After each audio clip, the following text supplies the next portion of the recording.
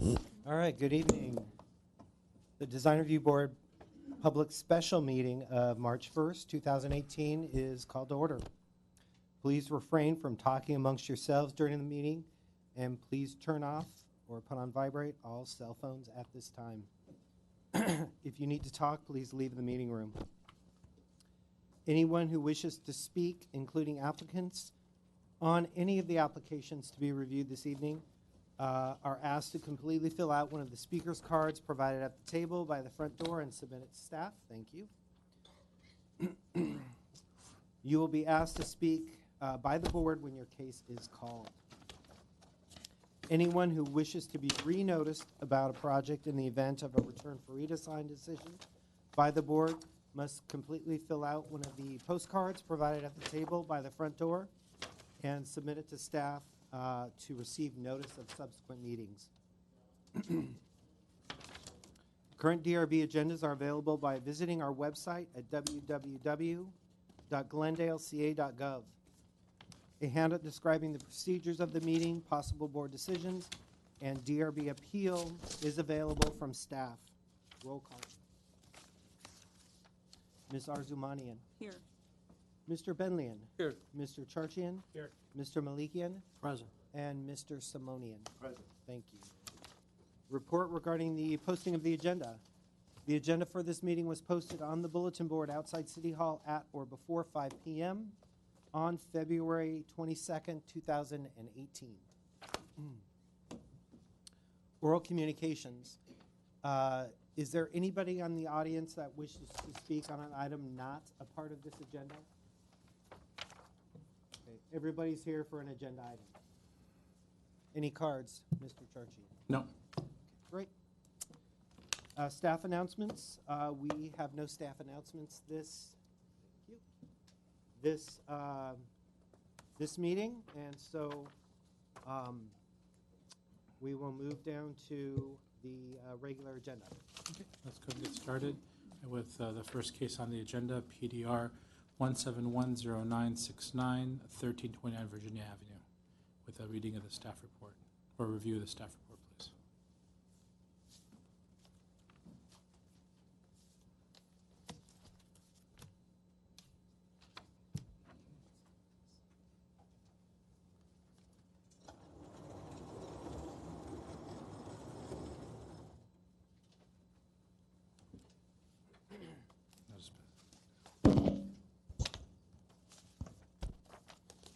All right, good evening again. The first item this evening is case number PDR 1801778. It's a review of a proposal to construct a new two-story, 3,461 square foot single-family house and attached two-car garage in the R1 zone with the floor area ratio District 1. The project is located at 1329 Virginia Avenue.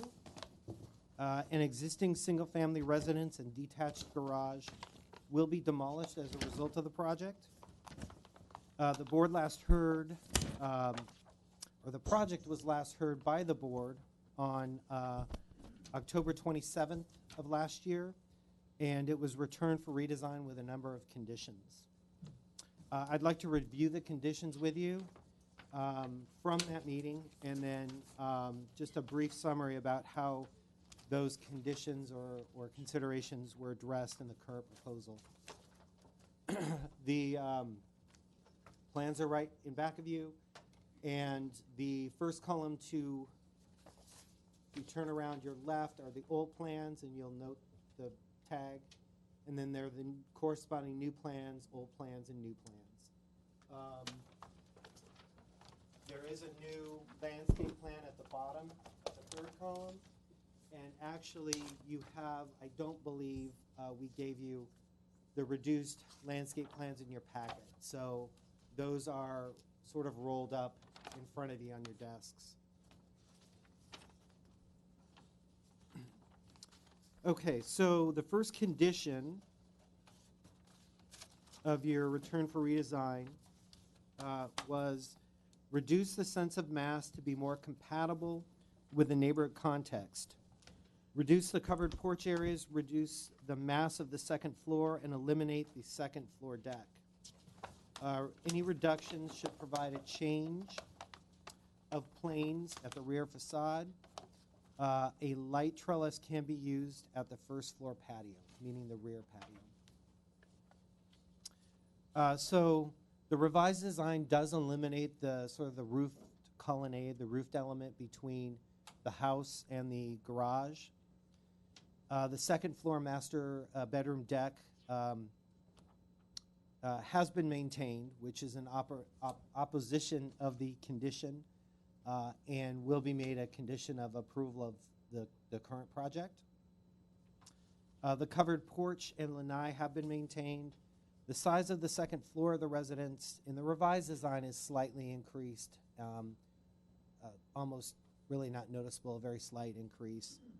And then as discussed in the report, additional measures should be taken to reduce the sense of mass in addition to the changes conditioned but not implemented in the revised design. And I'll go over with you staff's proposed conditions of approval after I've gone through all of the conditions of your previous decision.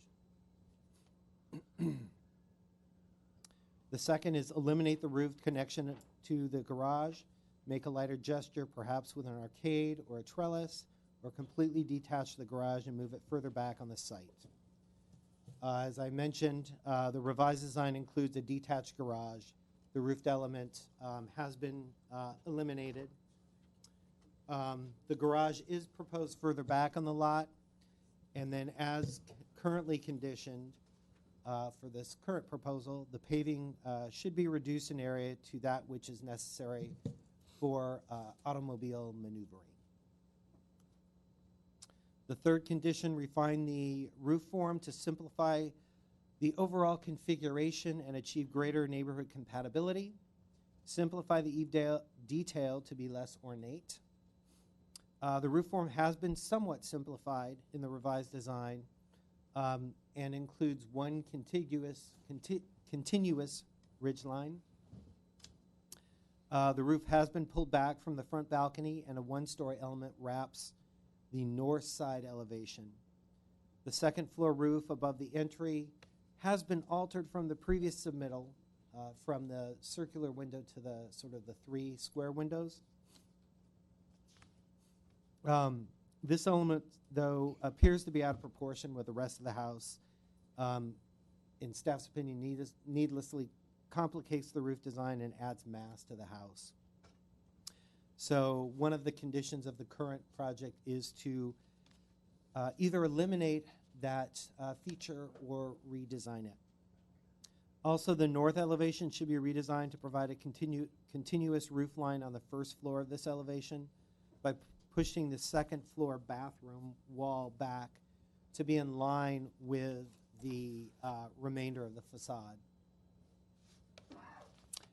And then the eave elevations have been somewhat simplified, or the eaves have been somewhat simplified. Number 4 condition, redesign the front facade to feel less monumental and more sympathetic to the neighborhood scale. Push back and remove the 2-story entry volume and refine the scale and mass of the second floor, porch, columns, and trellis. The stone has been eliminated from the front dining room facade. The roof and support columns have been eliminated from the second floor front-facing balcony. In opposition to the conditions of approval, or the conditions of last year's decision, it appears that the 2-story entry volume has been pushed forward slightly. This element, as I've said before, needs to be redesigned or eliminated. So that is, works with the rest of the house better. Overall, a slight reduction in mass has been achieved due to the changes proposed in the revised design. However, as discussed in the report, additional mass reduction measures are necessary. The 5th condition of approval is reevaluate window material and size to be more in keeping with the style. Keep cast stone sills and base stone cap to have same color, texture, and profile. The proportions of certain windows still need to be revised to be in keeping with the Spanish-style residence. And most prominently, the first floor leftmost window,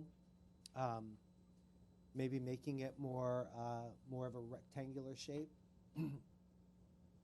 Sills have been changed to wood and are in keeping with the design of the residence. The sixth condition, in the redesign, avoid windows directly toward neighbors, particularly at the second floor. At the south elevation, eliminate Juliet balconies at bedrooms, windows at master bedroom facing the neighbors, and reduce in size window at bedroom 2. So along the north elevation, there are 3 second floor windows. Actually 2 more than the previous plan. However, 2 of these windows are located in the bathrooms. The third is located in the facade of the master bedroom, which is approximately 25 feet away from the north interior property line. So it's fairly significantly away from the neighbor. At the south elevation, the 2-story windows, the 2 second-story windows, as well as the Juliet balcony, have been eliminated, and that is along the south elevation, I believe. The 7th condition, at the family room, fur out the first floor wall and add a roof to break up the 2-story height of the wall. The applicant did not choose this approach to break up the 2-story wall height. Instead, the second floor is cantilevered over the first floor, and wood corbels have been added. The board should look at this portion of the south facade to determine whether it achieves what was desired. Okay. 8th condition, reduce the size and height of the chimney. The chimney has been relocated such that as the mass is really within the house and not on the north elevation, and the height of the chimney remains about the same as the previous. The 9th condition, refine overall project materials and details to have less mass and soften the building design and more appropriately reflect the proposed style. As I mentioned before, there are slight reductions in the mass. Additional modifications are necessary, and we've suggested a number of things that they can do, and that includes eliminating the second floor balcony, which is what you had suggested previously, increasing the front setback to be in line with the adjacent houses, decreasing the size of the second floor, eliminating the 2-story entry volume, reducing the height of the first and or second floor plates, reducing the width and or eliminating some of the columns, and then finally reducing the height of the dining room projection or adding details to this window. Condition 10. Elevation should reflect the revised floor plan and eliminated windows at the second floor. Landscape drawings to show all plant selections and locations. In general, provide a consistent, coordinated set of drawings. Provide building sections. Revised elevation drawings and floor plans appear to be consistent. Building sections have been provided. Landscape plans are posted on the wall as well as at your desks. There were actually also 2 considerations that you gave the applicant. These were consider reducing the roof pitch and dropping the plate height at the second floor to achieve multiple roof levels. The roof pitch has been reduced from 4 12 to 3.5 12. The plate height at the second floor remains the same at just over 9 feet. Okay. One more. Oh, one more. One more. Reduce the amount of hardscape overall, but particularly in the rear yard, and use permeable pavers wherever possible. Proposed paving has been removed behind the garage as a result of moving the garage further back on the property. However, paving has increased between the house and the garage. Reductions in paving were discussed in the staff report. And so now I can either give you a rest from hearing my voice, or I can go over the conditions of approval for the current project. Since the conditions are well outlined in the report, and they might be altered, let's leave that for the end, That's fine. potentially, That's fine. and go ahead and open the public comment portion. And we always like hearing your voice, so it's okay. So I'd like to go ahead and open a public comment unless there's a question for staff at this time. Go ahead and open up the... Did we get any detail sheets or any design of the eaves or the windows or anything like that? Has the architect submitted? I will look. Thank you. Can we go ahead and open Yes, with yes. that? Okay. Thank you. Let's go ahead and ask the architect to come up on this project. Arman Kazanjian. Good evening. Arman Kazanjian, architect. I'll be brief. I see a lot of people here, so I'll try to be brief. And Roger did a great job of explaining the differences, the changes that we've made. We've tried to do as much as we can. Some of the conditions that he talked about, we just disagreed with them. And so I think, he talked about eliminating that front element and also eliminating the protrusion to the north side. And continuing the first floor roof. I think some of these moves will end up giving this layered look to the house that is, I think, emphasizing the two-storiedness of the house. So that's the main point I wanted to make. Other than that, I think Roger outlined all the changes we've made. I don't want to keep going and repeating and boring you with that. So I'll answer any questions if you have. Any questions for the architect? I have a question. Sure. Last time around, one of the issues with this, the overall mass and context of the neighborhood. We have a lot of smaller homes. The lots aren't exactly very large width-wise. The disagreement, was it on, that you had with staff, was it on massing on the front? Because it doesn't look like the diameter or the width of the building has changed at all. The width on the first floor hasn't changed. The second floor has been substantially reduced, I will. Well, it's been width-wise, narrowed yeah. out. The entry volume there has been reduced down with a hip roof. That partly helps with breaking out the roof form. So I think the house is, it's only about 1,300 square feet on the second floor and about 2,000 on the first floor. So I think the proportions of the stories, I think, are the second floor is less than 70% of the first floor. So I think the proportions are appropriate, I would say. I think we've done a good job of pushing that second floor back from all sides. I think on the south side, we have like a 16-foot setback from the neighbor. The front has been pushed back. So I think we've done the right things to push, to reduce the mass. So, All right, thank you, sir. The owner, Mr. Vardanyan, did you want to come? If you have a speaker card that you filled out. State your name for the record. My name is Vargas Vardanyan. I will talk very short. So I want to say that it's not investment property. I married last year, so I wanted to build my new house for my family. So that's all. Thank you. Thank you, sir. Next speaker on this project is Mr. Derhovanesyan, or I'm sorry, not Mr. Paulette. That's you'll have to forgive me. My That's all right. reading skills today are not very It's sharp. not a common name, I understand. Good evening, ladies and gentlemen. My name is Paulette Derhovanesyan. I live at 1321 Virginia. I'm the south side neighbor directly adjacent to this property. I'm the south side neighbor. Needless to say, I'm not very pleased about having a two-story home go right up next to us.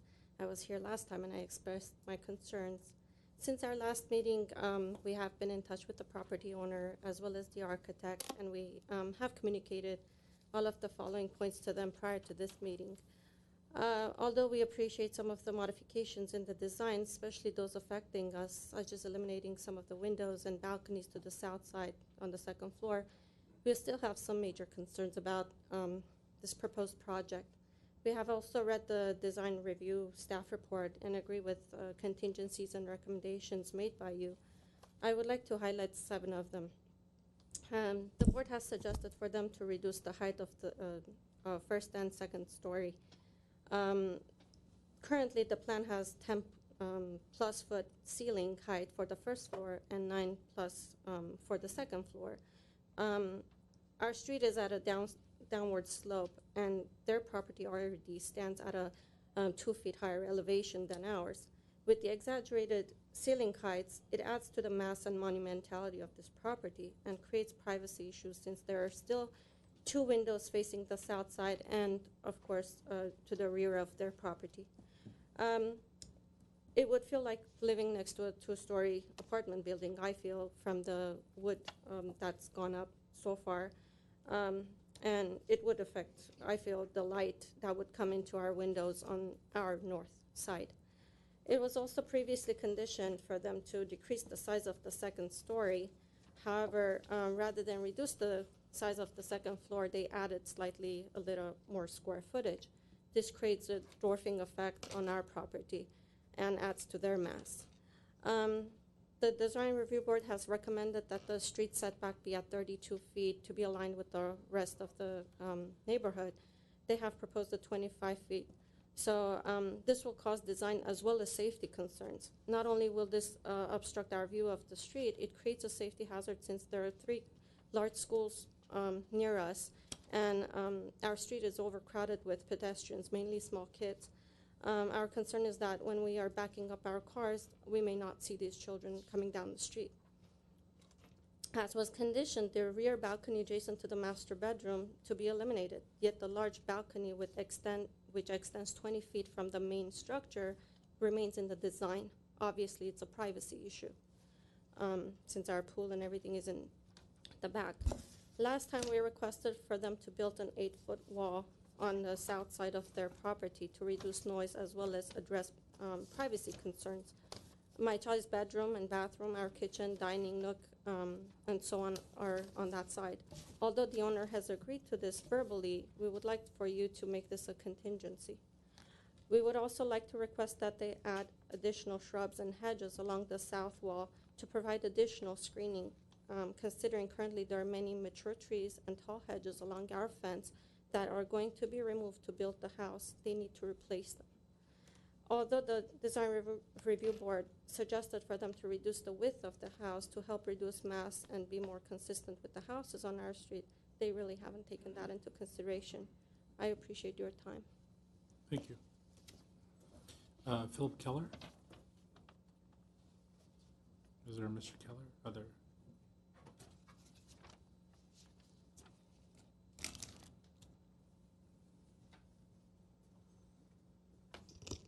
Hello and good evening, Chairman, board members, and city staff. My name is Philip Keller.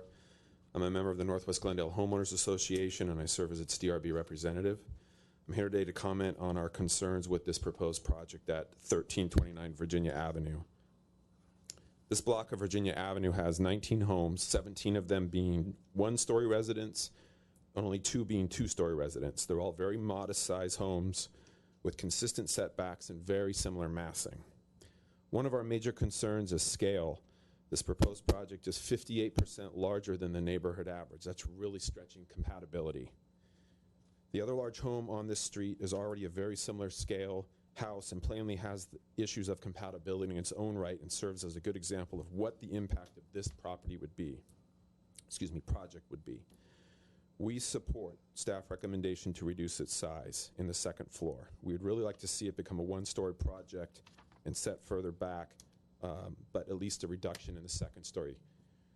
Front setback, as the neighbor cited, is 25 feet. We concur with staff at 32 feet to give it better alignment with the prevailing setback on the street, especially the immediate adjacent properties.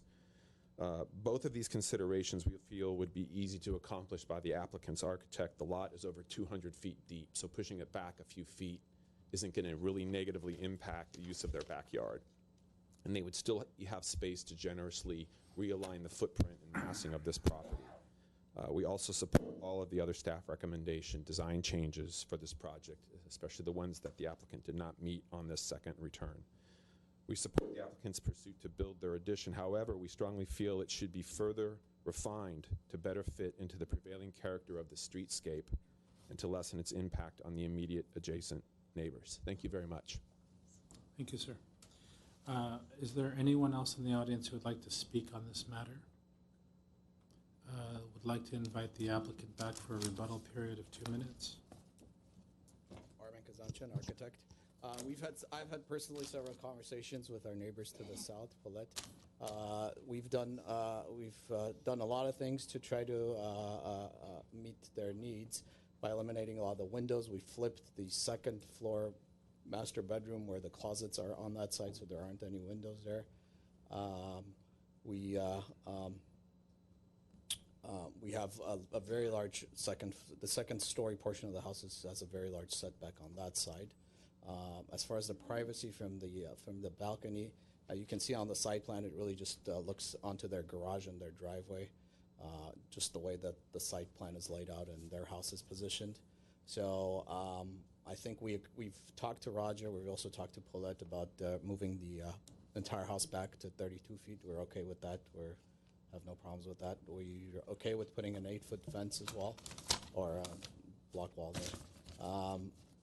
And my conversations with Paulette, her main points was that setback, the fence, and then also the height of the building. Unfortunately, the homeowner would not want to reduce the height of the building.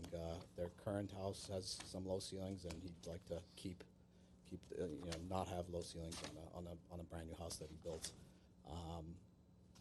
That's about it. Okay, thank you, sir. I'd like to go ahead and close the public comment portion of the hearing and open it up for deliberations. Is there a preference on who would like to start?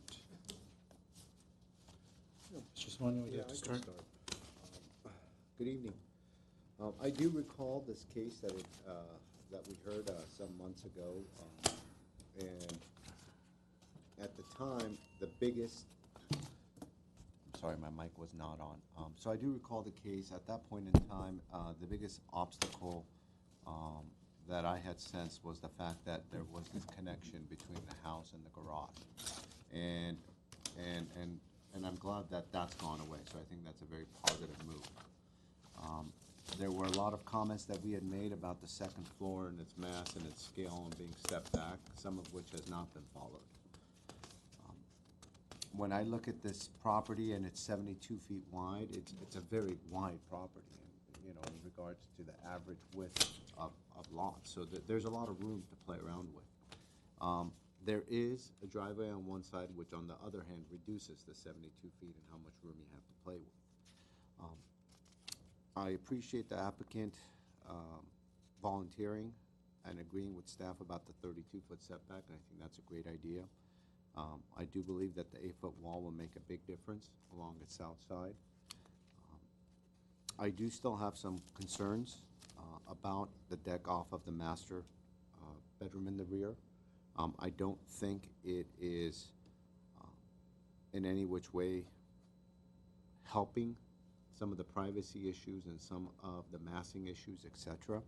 I also do think that if the deck is eliminated and replaced with some sort of a trellis, at least, as we had said last time, the building could move back further. There won't be as much of a conflict as how it relates to the garage, etc., and that would make a difference.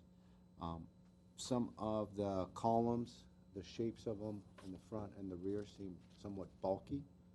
They seem scale-wise more on the bulky side, and I think those could be slendered. I think the south elevation, although they're making some nice gestures of getting rid of windows, on the other hand, now that we have this kind of a corbelled cantilever with no windows above it, seems odd to me, and so I think there are some thoughts as to how to reduce some of that mass on the second floor as well, and I think those are still some valid points. On the ground level, we have a bedroom and an office on that south side, so obviously all this is adding to the mass.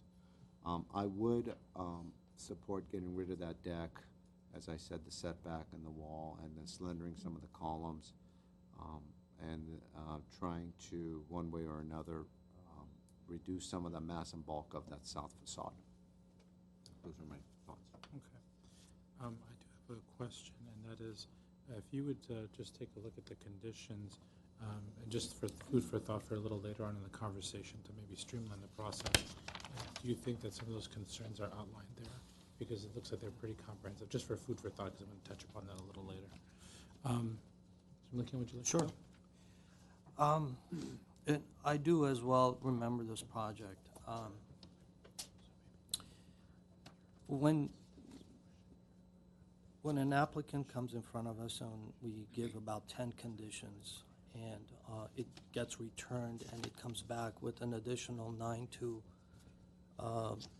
13 more conditions added on by staff, it just brings a red flag out for me. Even though that the applicant has attempted to modify or address certain conditions, I think they have gone ahead and cherry-picked the conditions, whereas what we were trying to do is, me personally, I don't have an issue about the design of the project, both the previous one or this one, but when you're proposing, when somebody's proposing a two-story building in a predominantly one-story neighborhood, especially if it's going within two one-story homes, and the style is being proposed that it's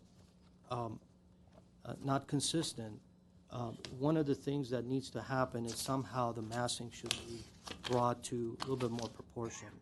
I have no problem with the second story, but previously we've given very specific and direct conditions, and we were trying to help the applicant kind of direct them into a solution that would be more acceptable, in my opinion. And this is, I'm just talking on my own. When I'm looking at the second story square foot, it's actually increased. The front facade, it was proposed at one style, and now it's proposed in a different style where the treatment over the entry is different. I mean, it's still there, but it's just been designed differently. An approach should have gone in and tried to kind of eliminate, soften that, to kind of bring a better gesture of what it's being proposed, rather than design something that it's a little bit more out of scale.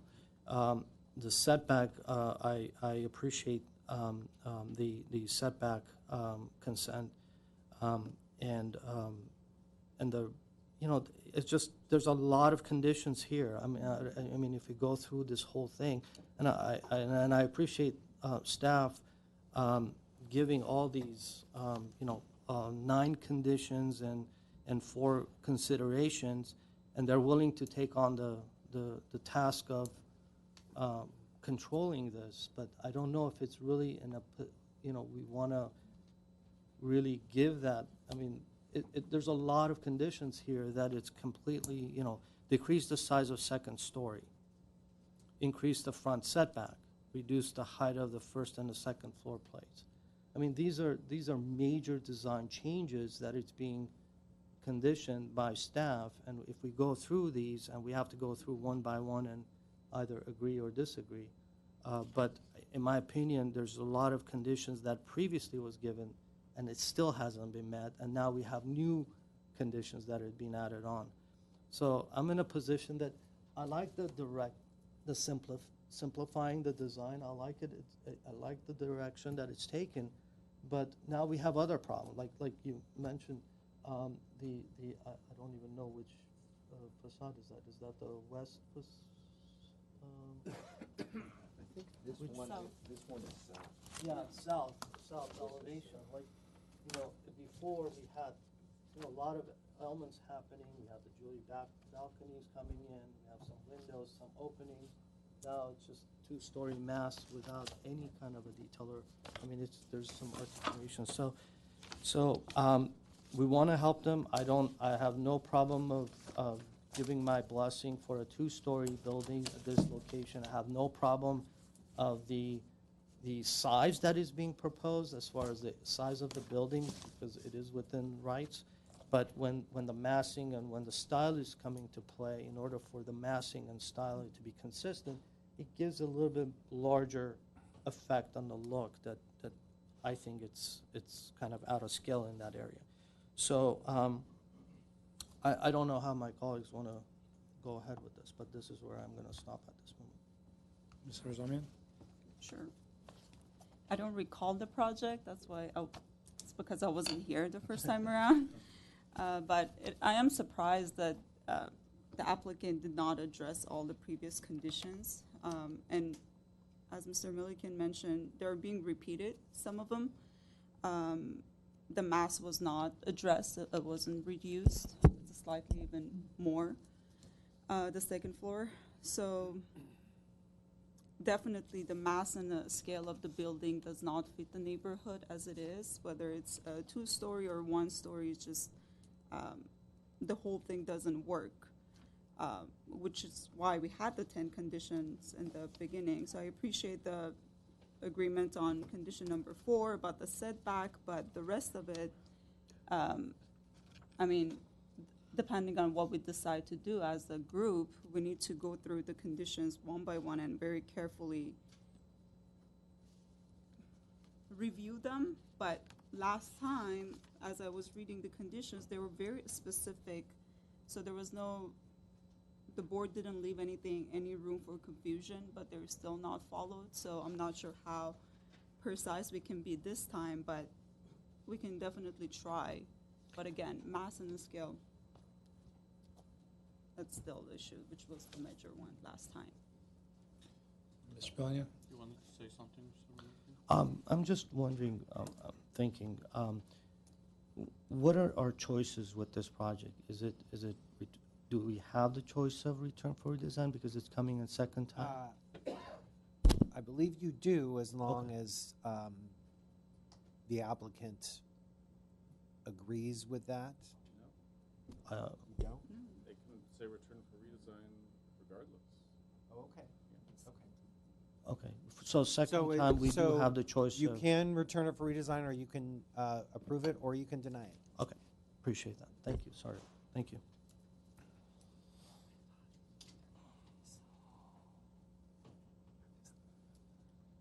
Mr. Bellion? Yeah. Yes. So I'll keep it short for the sake of time. I have to agree with my colleague. I think Mr. Malikian, Mr. Sumonian hit it on the head. I mean,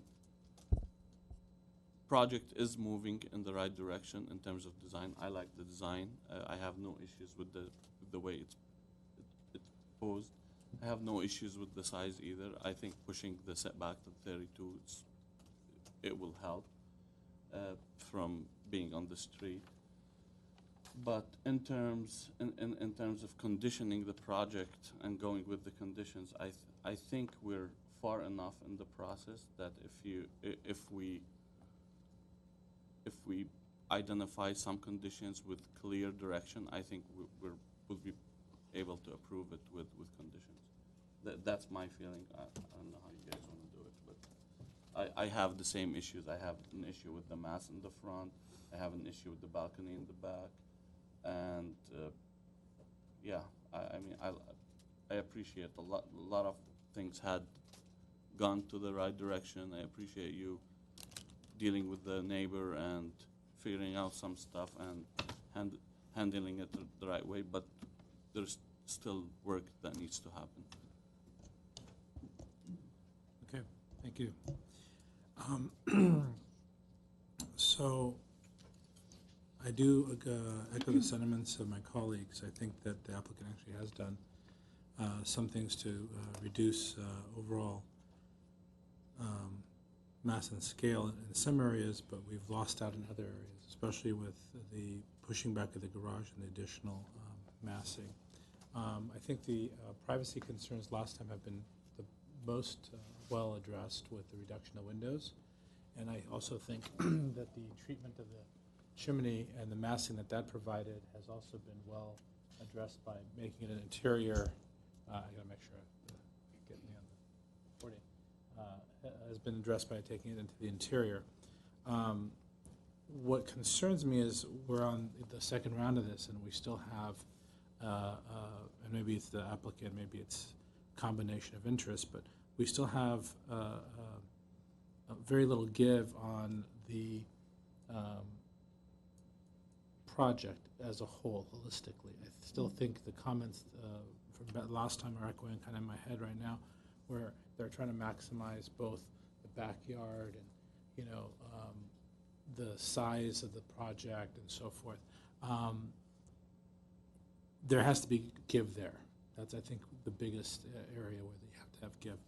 For example, the 32 setback. However, I would like to see if we can give this a go with conditions to see if this can be approved, but it really needs to be with the applicant being engaged in that process, and the staff has to send it back if these conditions are not addressed, but they wouldn't be able, the staff wouldn't be able to resend it back because it would be the third time. It would have to be a new project. There have been situations in the past where we kind of come to a point where the applicant and the board agree to disagree. Well, they don't agree, but there's disagreement going forward.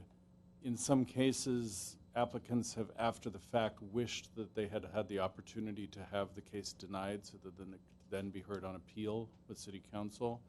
That is always a kind of a option if you're concerned that they haven't addressed the conditions, but I would certainly verify with the applicant if you're going to be making strong conditions tonight that it's their intention to comply with those, because otherwise you're right, we'd have to, I guess, Roger, we'd have to bring it back as a new case. Right. So before we spend the time to do that, what I'd like to do is ask the applicant to come up for a couple of questions. Okay. So one of the conditions that staff has, the first condition, which is reduce the mass and scale of the residence, you indicated in your comments you feel like you've done that. Do you feel that you can do things further to address the concern of the mass and scale? Well, I would appreciate a little bit more specific direction. For instance, the balcony on the second floor, that is a very specific condition. The homeowner has instructed me that that's their preference. So if you come back and tell me, you know what, that's something that's adding mass, we need to eliminate it, I can understand that. That's very clear. Now, I heard multiple people say they like the design, so I'm kind of confused as to which part, what direction you'd like me to go. I think we've done a lot of the changes. I mean, the number of the list really doesn't tell me anything, but I think we've done a lot of the recommendations from last time. If a square foot reduction is something that you're looking for, that's a clear direction. But if there's some sort of a solution that I'm not seeing, maybe, I don't know, I don't have the vision to see it with this square footage and moving things around, I'd appreciate some direction on that. But I think we've done a lot of the changes, and I think on the south side, I think it's massive. It's a result of us trying to meet the requirements, or not the requirements, but the wishes of the neighbors to the south of not having the windows there. But it's sort of all these things in design are related to one another. You do one thing and it affects another thing. So. I have a question. Sure. So I'm going to ask you one very specific question. Sure. You decreasing the second story size, very specific, very precise, and you come back with about 34 or a little bit larger than what you had proposed. How else do you want us to be very precise about that? We're saying specifically telling you that we need you to decrease the second story. No, it says reduce the sense of mass, reduce the covered porches, reduce the mass of the second floor. The mass on the second floor doesn't tell me square footage. It's not size. Okay. Mass and size are two different Fair things. enough. Yes. Fair enough. In the spirit of moving things along, and in the spirit of... Can I say one more thing and I'll be done? Decrease the size. Does it, which number Condition is that? specifically says decrease the size of the second story. What number is that, Mr. Platt? Number one. Oh, Yeah, the new conditions, yes.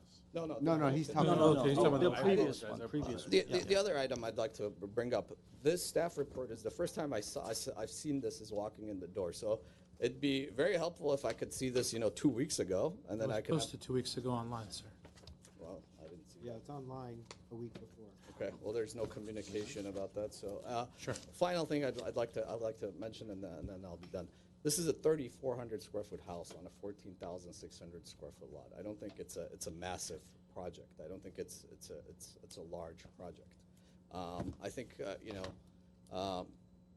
neighbors come and talk about, Okay, sir, I'm going to cut you off. This is not oral communications. These Okay. are to bring you up to ask you some specific questions. Okay. I understand your frustrations with the process. They're very evident. The reason I asked you to come up was I wanted to understand if we can condition this All right. project so that we can move forward. Specific direction would be helpful, I would say. May I ask a question? Please. Again, the intent of this board is to avoid conflict, is to come up with compromises, et cetera. And I think what staff was specifically asking, in that, from what they're hearing, most of the conditions that are stated on staff report, that I've kind of gone down, I've checked yes, yes, yes, yes, yes, based on what I'm hearing. So if we take the time, say 10, 15 minutes, what you're gonna end up with is, say, 80% of these conditions, from what I'm sensing, Okay. okay? And what staff is telling you is, if you're not gonna agree to that, you're better off just saying, I'm not gonna do that, and appeal the case yourself, as opposed to us saying, return for a redesign, and whether it's 70% of these or 85% of it, whatever the case may be. Okay. That's the question that you were brought up for, so let's look at the big picture. Okay. And so, would you like us to go through and condition for a return for redesign? I guess I'd have to talk to the homeowner about that. And the question is, are you willing to take the steps not. necessary for these conditions or majority of these conditions? I'm a humble servant here. I serve my clients, so. Okay, so we'll let you do that. Yeah. For 2-3 minutes, if you want to Sure. do that, and Maybe then quicker, actually. quicker, 2 minutes, and let us I mean, know. I guess what I would say is it'd be helpful to get a sense of what those conditions are before. I we would make that say decision. is, as clearly as defined as it is here, Okay, it's gonna be about 70 to 80% of it, all right, got it. Okay. just as advice. Okay. So, are there any other thoughts? Please don't leave the. Okay. Okay. Mr. Well, they're Chair? gonna yeah, talk, so. They can I've, help you. I've, You review the list. per your advice, I've kind of gone Tracked it, yeah. down, I've tracked it, and it seems as though there's a yes next to most of staff's comments. Now, Let's there's go a ahead. couple of no's and there's a couple of strikeouts that I didn't hear from the group. But overall, I think there's a pretty good list here. And if we want to take this time, we could kind of go over those. Absolutely, that's what I'd like to do. And I'd like to actually do this in reverse order. We'll leave the considerations for last, and let's start with number 9. Okay. I want to go from this. Do we want to small wait potatoes. until they come back? Because if so They they left the decided to room, go. they okay. left the room. I was so- thinking that they should talk in the corner here, but So do we want to continue looking at this as part of the conditions, or because there's some, and I'm trying to read through the commentary of the conditions that we have placed. Have you, as staff, have you gone through and kind of, because Yes. there's some conditions there that you said increase the second floor. I haven't really compared, what, if you read fine within the lines, Right. so should we just stick well, to the conditions? You should just stick to the conditions. Got it. Because Okay. those conditions and considerations captured your concerns from the previous Got it. project, as well as any new concerns that at least staff had that are new, that weren't from last time on the current project. Okay, fair enough. Could I just add, though, that you might have additional, such as there was concern about, the proportions of the columns and so forth. So there were new That you had brought up. Yeah, issues we- that came up even with the new design. Yeah. And actually, the boundary line wall, I don't believe is a condition here, that it seems like the applicant as well as the adjacent property owner have sort of agreed upon. So that may be another condition you add. Okay. I think it would be best to first focus on the written conditions in the staff report and then revisit any conditions that we've added through our comments to see if have consensus here and if we can provide specific direction, and we'll see what they, which direction that they want to go. Because if they're not going to comply, there's no reason to resend it. Should we, Redesign. could staff maybe ask them to come back in? and Will we you get- ask your friends to come back in, please? Their decision also may also depend upon what you all come up with. Well, I think we indicated to them that it's, thank you, that it's going to be more or less like 80% of what's been prescribed here. Might be less, But it seems like he is more inclined to hear from us a size, specific sizes, rather than we were very broad in a sense that reduced the mass, and he took it as just massing rather than kind of reading it under the line and saying that, we're telling him that it's massive, reduce it, not, we didn't give him a specific size. so and the it may issue be- is we try to shy away from giving exact square footages of breakdown. Okay, let's go to condition number 9. Should we ask them very quickly? Did you come up with a consensus on which way you want to go right now? We'd like to go with the conditions and see what they're. Thank you. So let's go ahead with number 9. Is everyone in agreement with number 9? Is there We're going from the bottom? Yeah, I want to go Right. from the bottom. Oh, okay. Specifically Alright. because I think number To the 1's going most to be important, yeah. the biggest one. More in keeping with this. Yes, I'm good I with. agree, I'm yes. good Yes. with 9. Number Condition. 9, number 8. I put a no next to 8 just because there's already some landscaping in the beginning part, and then it kind of stops because it gets narrower and then it starts again on the north side. However, on the rear, it's not a bad idea to increase the landscaping. There's just 2 parts. On the north side, I don't think it needs any more. I but agree with that. So let's strike north. Yep. Okay. Number 7. Now, actually, can I interject there for a second? Because that condition is, it's right adjacent to the driveway. And so you have sort of a median landscape area between the driveway and the neighboring house. Mr. And then Keefe, for we portion- eliminated that portion. We limited it to the rear. Okay, so you want to maintain, The rear. the sort of non-median landscape as shown. The issue is that the landscaping that is being proposed over there, there's shrubs. And if there's a fence there, You don't need. you have a wall there, so you're putting shrubs below the Okay. base of the wall. Okay, So if that's it's fine. gonna be a substantial wall that is gonna create some sort of a buffer, you already have a fence wall, so.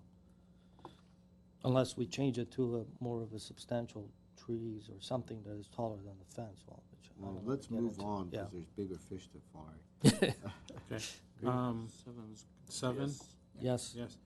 Yes. 6. No. Reform to simplify the configuration. I agree. I had a no as well. I can support a no. So striking number 6. Mm-hmm. I'm sorry, I missed number 7. You got to keep Yes. with us, Mr. Kiesel. I know. It's going to be a long night. I know. So far 9, 8, and 7 are yes, with the 8 amended to strike the word north.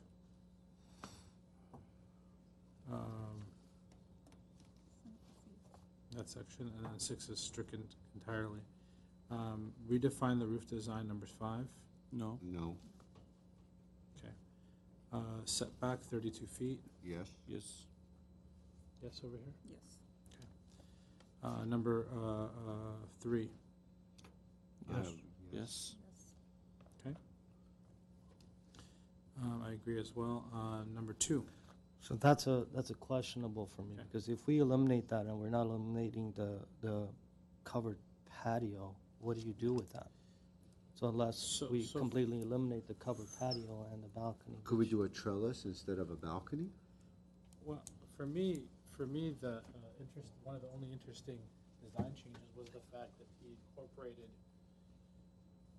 the planter in the front, Right. kind of providing that privacy break.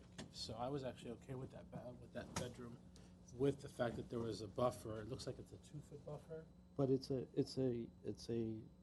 probably succulent or some sort of a planter that may not even survive any kind of a planting, so are they gonna upkeep that and? But it's still, even if it's dead and they're upkeeping it, it's still a 2-foot like physical buffer. So Either- for me, it prevented the concern that I would have if I was a neighbor, of somebody leaning over, looking, and so forth. And you're kind of 2 feet away. Right. So for me, that was the one thing that in the design that I thought, okay, this was a good thing. But that's, that was just That or trellis, I mean, I'd Your be okay condition. with a trellis. I think it would help quite a bit. okay. Eliminate the cover. Eliminate the covered portion, replace with a trellis. okay. Looks like the consensus is, and we'll go ahead. And so number 2 is going to be replaced. Did we get that? Yes. All right, now number 1. And here, That's a not, yes, not, but how? not a yes or no. Yes, by how? The question is how. The applicant wanted a very specific size because we're not saying how, but I refuse to give a size. I don't think they were confused about the size. Last time, the first condition said reduce the mass. So, Well, I think The they I- need to kind of read under the lines, and Right. by when we tell somebody saying that reduce the mass, they shouldn't just take the embellishments of the building and kind of eliminate or change it around and say it's reduced.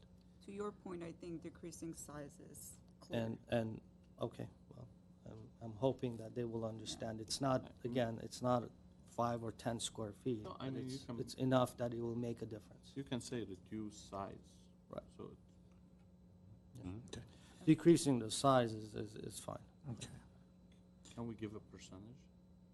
No. So it's not. I 10 don't want feet to, less. yeah, I don't want to give a number. I point. think staff It's their call. would understand the kind of reduction that we Yeah. need, and can work with staff, with the applicant, if the applicant is willing to work with staff. And Um, can we add removing that front feature, wherever the second story front feature? Is that- So let's go down the I think it's list. the third one down. Yeah. I think that's what- So increasing the front setback, I think that's Yes. Already repetitive. done. That's So let's yes. just strike that, because Uh, repetitive, No, it's not done. to be in line with the adjacent houses? Yeah, Was it- that's, it was that like- Yes, was it is. another It's condition condition. 4. It's number Condition- 4. Condition 4 is 32 feet. Yes. And it was yes, previously yes, indicated yes, that the house So you can is, strike it adjacent here just to 32. keep it Yes, simple. yes. Reducing the height of the first and or second story floor plates. I said no to that. I'm okay with the proposed height. I mean, What is 10, the- 10 what- and 9. It's is 26 reasonable. feet. 10 and 9, right, with Yeah. the It's 3 reasonable. and, so the total height of the building is 27 feet? 26 and change.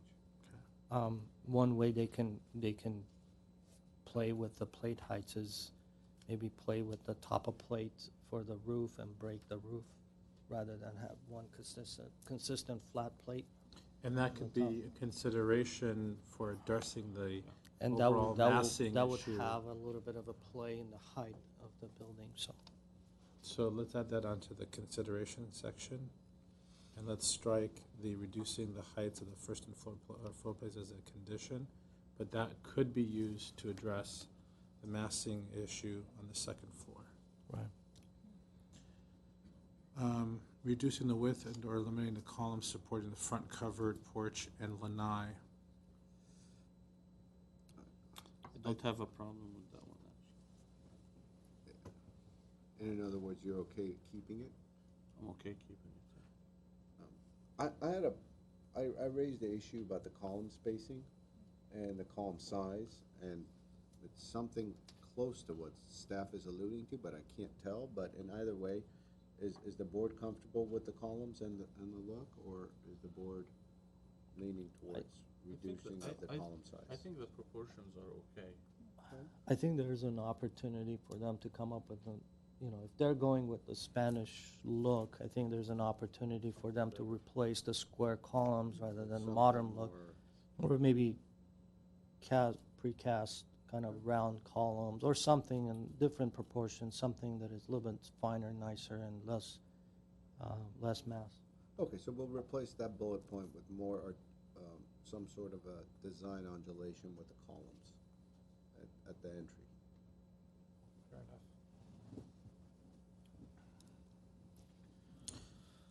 And then reducing the height of the dining room projection. Yes. Is that a yes all Yes. around? Okay. What other direction can we provide on?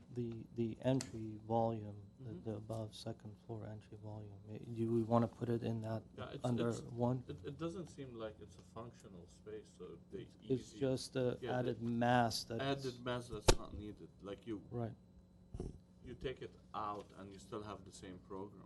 That's actually condition 3 that you said okay to. Okay, there you go. Repeating it again. It's a And Is there it- any double other- condition. If that projection is removed, do you have any ideas of how? I would just, I mean, just an idea, I'm not saying that's the only solution, but I would just carry the bump out of the bedroom. Across. Across, just Okay. make it flat, maybe even, you can even have the balcony extend out, put some windows there that bring light in downstairs, entry level. Just make it simple, clean, and Yeah, eliminate that It extra seems like mass. we need something if that weren't there, so. Yeah, just, Windows, At the same level. yeah, That works. unless there's a bathroom behind that. Or it's closet. the entry, double height area. Are you suggesting that it would be similar to the old design where it No, protrudes? no, Or in line with the? Same plane completely level. take Same this plane out level. and just same Yeah, plane, okay. and so maybe there's windows, smaller windows right there. and Gotcha. So it's open, gotcha. And then also break up the roof there, probably, All right. so that the roof reflects that plane change. Well, Can we if have, it goes away- It's already projecting with the roof, so might as well just keep it under that, so just keep it simple. can we have a reading of the conditions Can- that Do you are wanna not? go- Could you go over the considerations? Yes, Sure. Forgot that, sorry. Number one, I had struck in the first two, and I had a yes for 3, and then yes to 4, up to a point.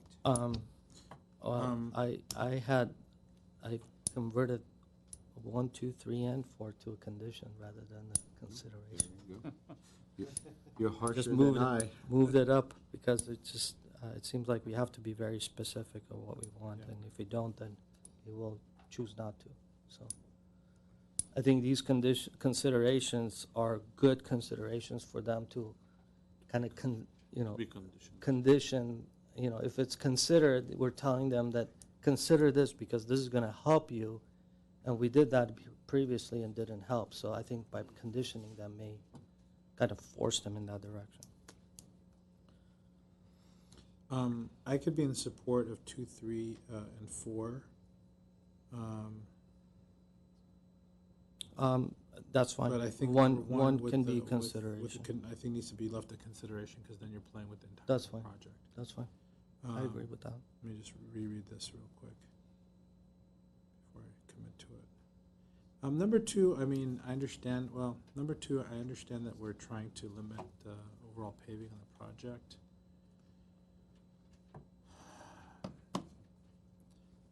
But sometimes the minimum required for turning creates a very awkward space.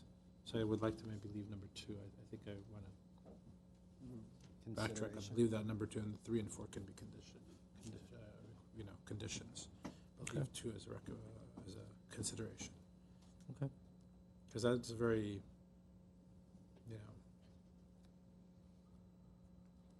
that's a very specific number. Keeping it to the amount necessary for turning, I think it's 25-foot radius? It's easily can be done, so. Can we have a reading of the conditions that were indicated that are not a part of the report? The written report, Okay. if any? That we're not a part of what? The written report, if any? Oh, The applicant shall install an 8-foot-high well on the south side property line. That's another condition. Yeah, that had been discussed. Okay, let's add that. Anything else? Is everybody okay with that as a Yeah. condition? That's actually the only one I had. I'd like to, Judge, I'd like to throw something out there. We've been somewhat prescriptive, and I believe the applicant understands loud and clear the direction that we're going, and I believe staff understands the direction that we're going. Would the board entertain an approval subject to these conditions? And if the staff is able to work with applicant, then they get it through, and if not, then they could always recommend that it comes back to us. But I believe this is not that difficult of a task, and I think now that the applicant has heard loud and clear and is willing to work with staff, then they might be able to work it out. If not, staff could always say, go back. So I'm gonna consider that a motion. Before But we we get weren't into ready it, Before I make a motion, I'd like, I would I like could to support add that, I two think. more conditions there. The first condition is, obviously, I didn't see any details with this project. Oh, So I I'm not, do have a blow-up of the eave detail on the, that's one of the conditions. If there is an eave detail, I need to know how they're gonna detail that with the gutter and the downspouts and all that coming together, because this is gonna be, done carefully, so. Second condition, that staff review, if it ends up being reviewed by, well, I've seen that, but I need to, this precast, but that looks like a, hold on. It says precast, but it seems like it's a fiberglass profile. So I'm not sure if it's a stone or Okay. it's a fiberglass. The section detail shows it just but the detail calls out precast. So I don't know if it's stone or, so that's. the Looks thing. like the applicant is holding out a sample. So it's so the way that precast it's stone. detailed, drawn, it's a precast, okay. So, the gutter and the details and everything should needs to be reviewed. The other thing that it's missing, which I don't know if there are gonna be any, lights that are gonna be placed on the building itself. So. Lighting detail. Yeah, so that is missing on that. Also, some setbacks and stuff are not really, or never mind, I just saw it. Take it back, that's it. So without further ado, I'm gonna try a motion to see if it's carried out. If not, we could certainly backtrack and I could rearrange the motion to a. One last thing. Yes. Detail the trash locations on the Oh. plan. Oh, it's I was it's just here, gonna it's in the ask. back. I was looking for it, it's in the back, behind the garage. Behind the garage? Yeah. Look at the site plan, right up there. I see it, This one where it says the There. trash is inside the garage? that's it. You have not asked that question in a while. Wait 3 years. It's there. Room for one. Okay, May I try please. the motion? Okay. I move to approve the project with the conditions as stated. I second that. Roll call vote, please. okay, a motion was made to approve the project with the listed conditions and considerations. This will be a roll call. Mr. Simonian? Yes. Mr. Benlian? Yes. Ms. Arzumanian? Yes. Mr. Malikian? No. And Mr. Charchian? Yes.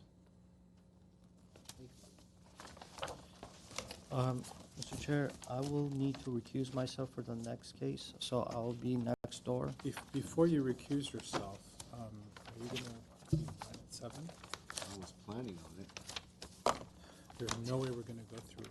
There's no way we're gonna go through. Thank you. Yeah, because I have 31 speaker cards.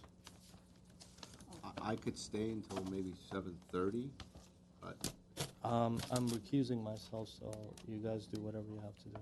how many you got? 31? 3 minutes each? Just limit, Okay. shorten the time. All right. Well, how about this? If there are the same speakers saying the same Yeah. things, they could say, I We're gonna give it a approve," try. And you have the opportunity to reduce the time from 3 minutes to 2 minutes. I was just thinking just take the other one, so we have 4 for the other one. I could do that, whatever you guys want to do. We'll do it this way. Okay. Ms. Hazel, the next item on calendar is 1650 Cumberland Terrace. You ready for that one? Yes. Okay. However, I would like you to clarify for me what is the amount of time, the minimum amount of time I can give to speakers under the rules. 2 minutes, I believe? That's really your option. No, Okay. I mean, I think you can give them 1 minute Okay. piece. The applicant actually indicated to me that some of the speaker cards, some of the speakers on the duplicative? speaker cards may not Speak. may not have to speak. May not Okay. want to speak. I object to that. We were told in advance we had 3 minutes apiece. There's 31 of us. We have 90 minutes here. I object to the 1 minute. Okay, sir, Yes. please sit. Thank you. Okay. Thank you. All right, let's go ahead and start with the staff reading of the next item on calendar, which is PDR 1724101.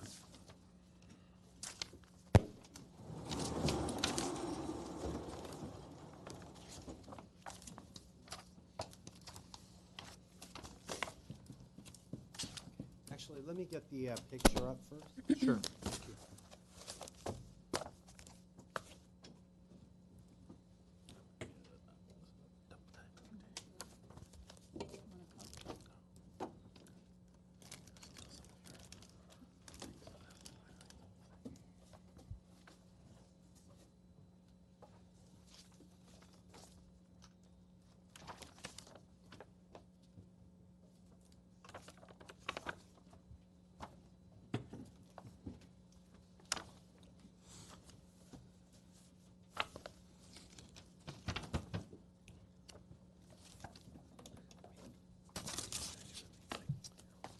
Okay.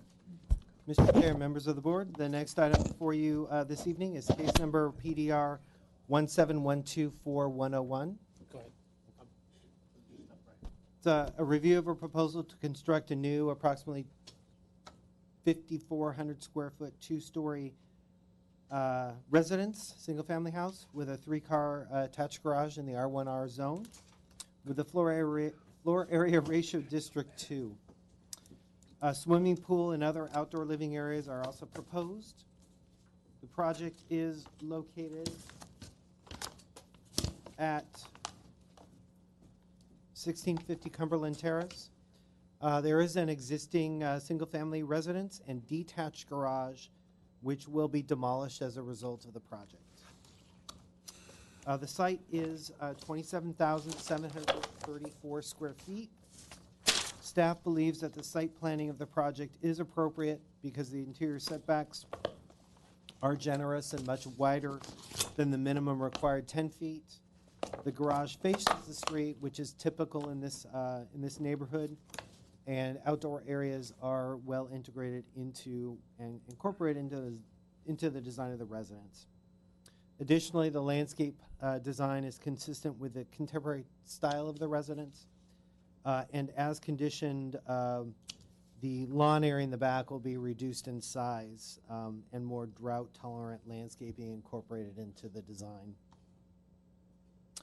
The proposed residence will be the largest in the neighborhood and is also a 2-story residence in what's predominantly a 1-story neighborhood, although there are several homes with lower-level garages above or lower-level garages with living spaces above.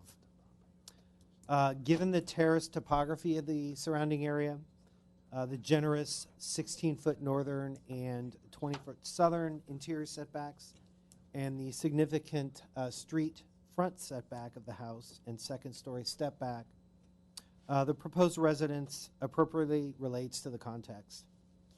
The board should, however, consider eliminating the second-floor terrace adjacent to bedroom 3 to better conform to the hillside design guidelines. Bedroom 3 faces the street. The design and detailing of the residence is appropriate for several reasons. The proposed modern design is well executed and internally consistent. And although it differs in appearance from earlier construction in the neighborhood, which is also a modern style. The entry is integrated into the design of the residence and a modest single-story design or single door design. Smooth stucco, aluminum-cladded recessed windows, limestone, Brazilian hardwood are all high-quality materials. Staff does have some concern regarding the large balcony adjacent to the master bedroom, which may pose some privacy issues for the neighbor to the south. Staff has received petitions both for and against this project, as well as miscellaneous random letters from the public, also both for and against the project. Staff recommends approval of the project with the conditions recommended in the staff report. And then also just a quick clarification.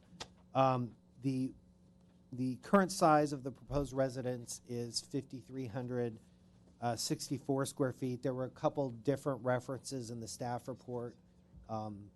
It is 5,364. So that concludes my presentation. If you have any questions, I'd be happy to answer them. Thank you, sir. Sure. Are there any questions for staff?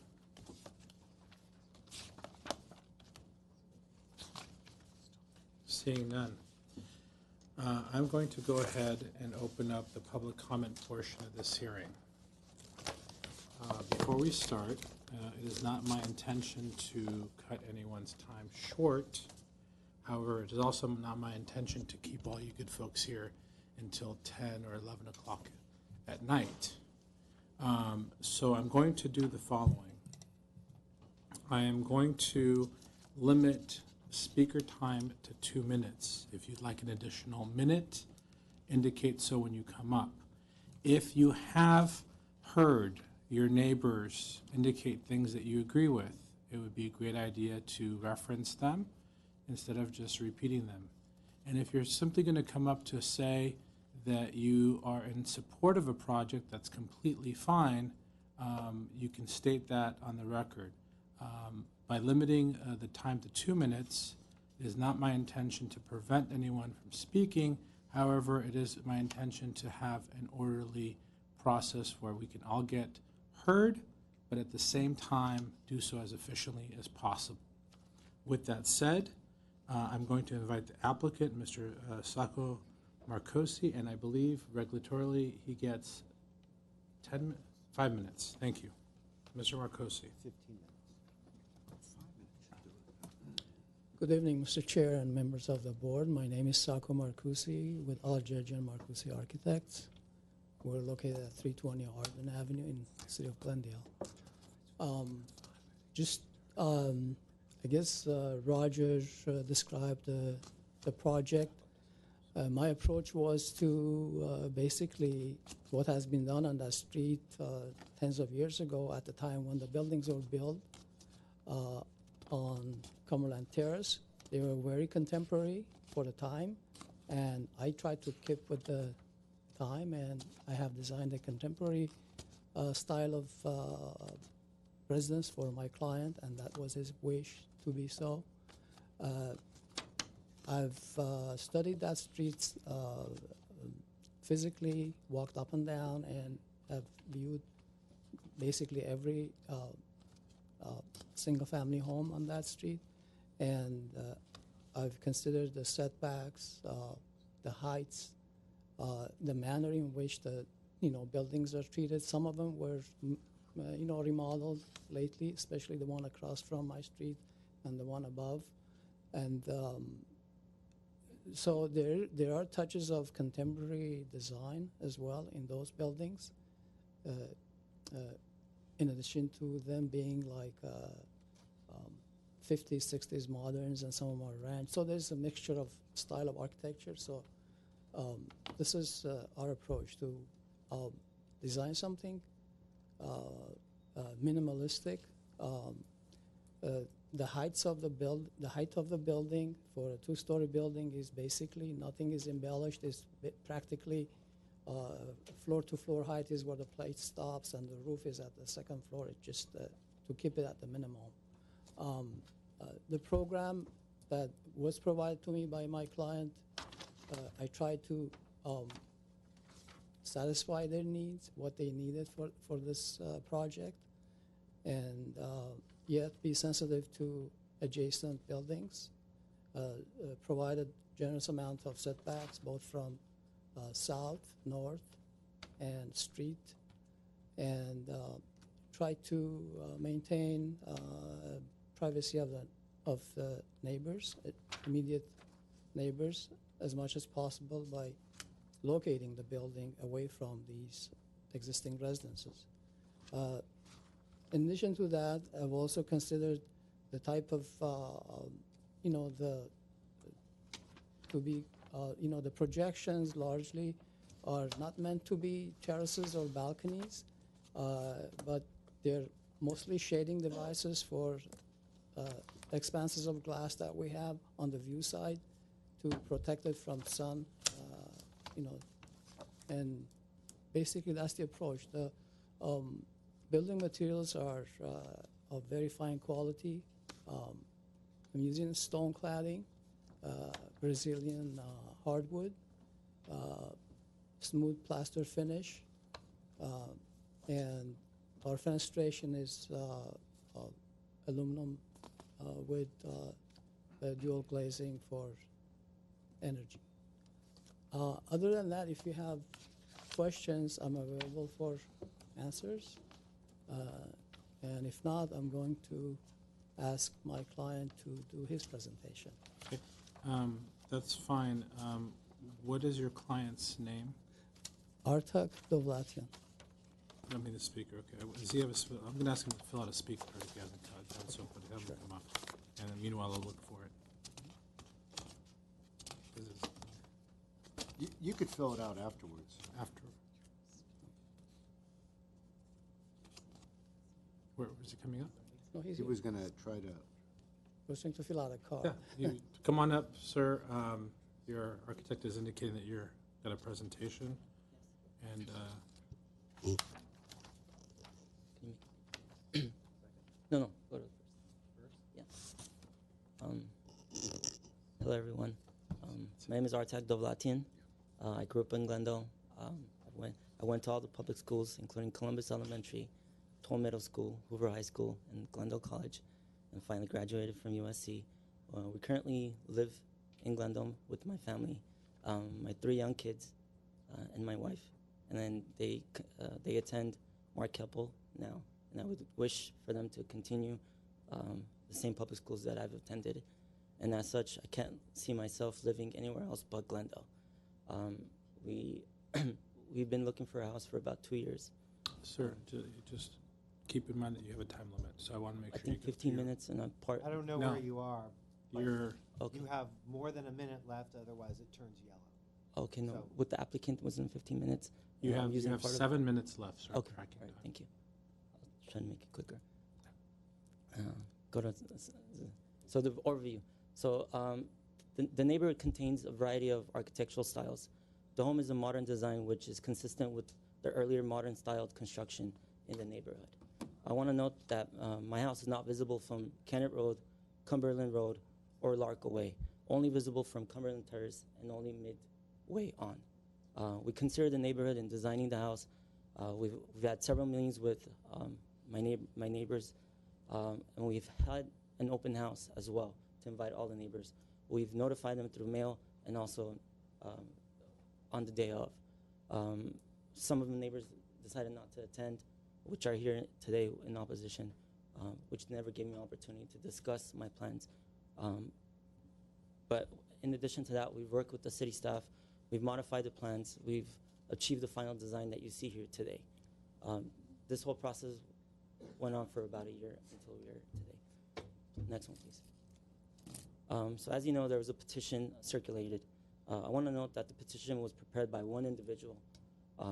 I personally noticing and notifying, I was notified that there was a petition, and in notification, I've decided to walk the streets and meet with all my neighbors and discuss the project with them. After speaking to many of the petition signers, it became apparent that many were misinformed of the facts. Please, the next one. One of the facts was that there are no two-story residences on Cumberland Terrace. Next one, please. Here's a map showing all the two-story homes in my neighborhood with the 500-foot radius. As you can see, there's four homes on my street alone that are two-story, and several more, if not almost all of them, on the south side of Cumberland Road. Next one, please. After learning the facts related to the project, several of the signers withdrew their opposition and are part of my 90-plus individuals who have voiced their support. Next one, please. Here's a map of the residents in support and not opposing the project. Next one. So I've studied the design guidelines, and we've worked with the architect and also the city staff and implemented the following elements. So modern design is in keeping with the comprehensive design guidelines, which encourages a diversity of styles, as noted in Chapter 1 of the design guidelines. We've been incorporating earth tone colors and finishes to blend into the hillside environment. It's in keeping with the hillside guidelines, as noted in Chapter 2 and also in the staff report. Using high-quality designs and materials contribute to the long-term value of the neighborhood, as noted in Chapter 1. Terracing allows the mass and scale of the home to transition naturally into the existing context, as noted in Chapter 2 and also in the staff report.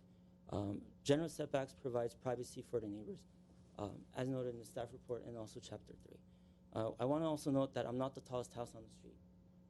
The modern design allows for a low roof, and overall height ensures that the home visually fits into the surrounding context, as noted in Chapter 1 and also in the staff report. I also want to note that the hillside guideline recognizes that the new homes are often larger than the existing homes. This is mentioned in 3 different sections in the design guidelines. Next, please.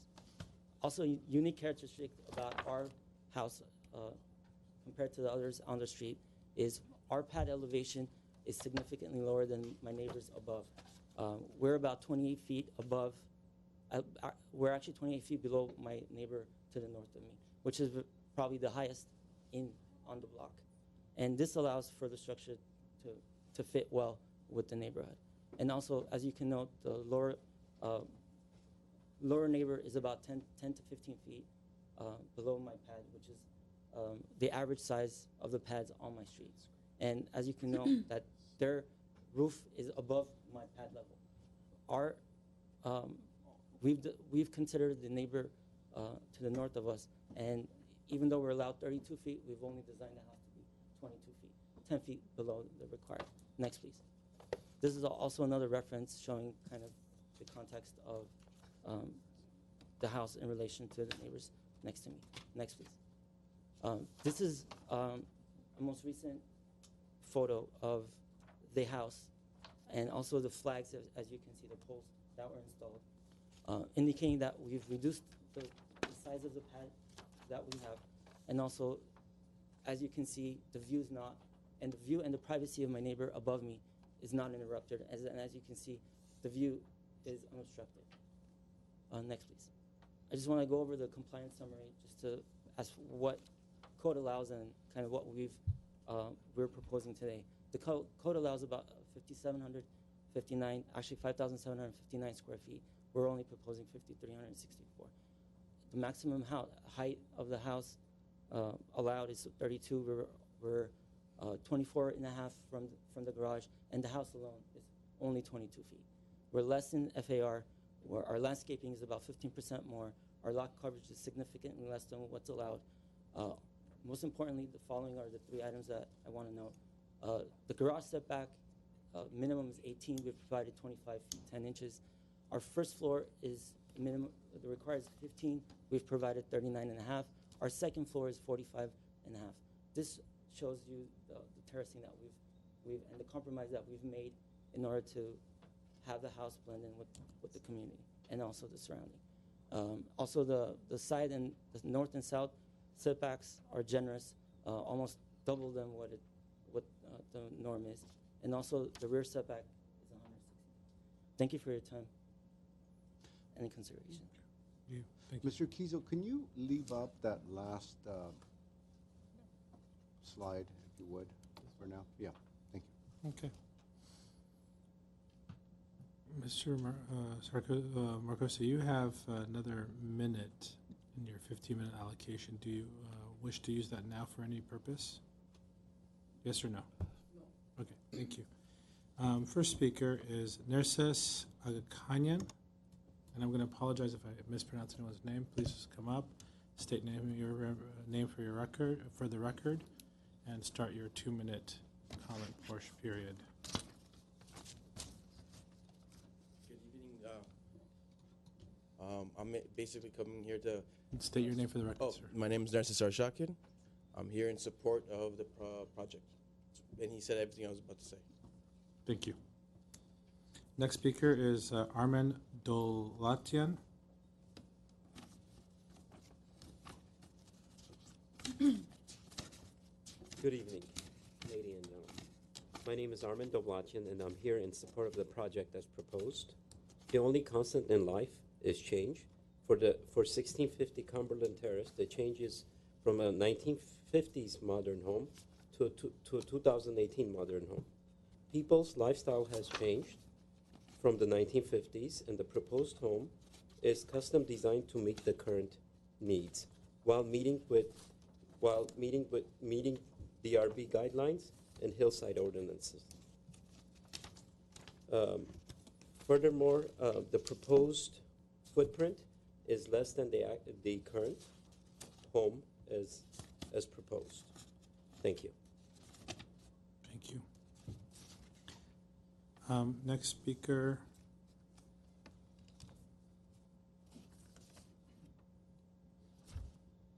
Did I call Kevrick? Bartanyan? Kevrick Bartanyan?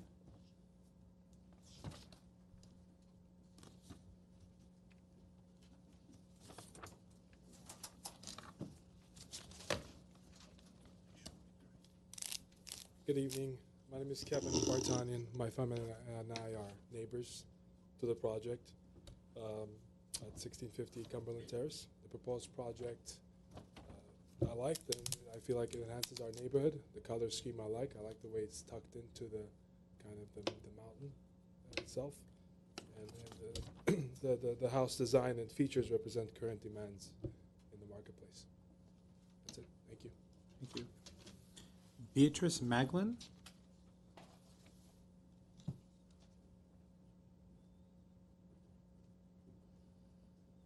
I'd like to ask for my 3 minutes, if Okay, I could, go ahead. please. Thank you. Good evening. My name is Beatrice Magallon. I live at 1617 Hasbeth Lane, which is only a block away from the proposed project. I've lived in my home for over 17 years, and I really find that my home, just as this current home, is about the same size. We live in the hillside. Our home is about the same size as this. I respect and do welcome new neighbors and development and remodels, but I think this project itself is incompatible to our neighborhood.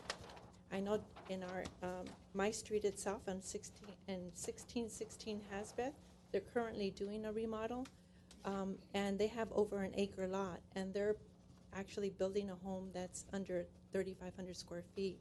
At 1636 Hasbeth Lane, they remodeled that home that they purchased 20 years ago, and they're also at 3,500 square feet. So I feel that the size and scope of this new home is a little too large for our neighborhood. I feel that if they reduced its mass and scale, it would conform to the neighborhood. We're all sitting with setbacks that are larger than 10 feet because that's how this neighborhood was developed in the 50s. Most of us have split levels. Most of us are 1 story, not 2 story in our neighborhood. And so I do support a new development and change in our neighborhood, although I honestly believe this is not compatible. I think we'll be setting a precedent that will slowly start changing our neighborhood so that when we drive down our streets, all we'll be seeing is building after building after building that for me will look like apartment buildings. And so I don't believe personally that we should take up all of our space. Although I might have an acre lot, I don't believe I should be able to build up to 10 feet up to my neighbor. And I know that most of us in all of the streets in this area don't butt up to our neighbors. And that's why we bought into these neighborhoods, so that we could have privacy, we could have our views, and that we not see into our neighbors' windows, and that they not see into our pools, our homes.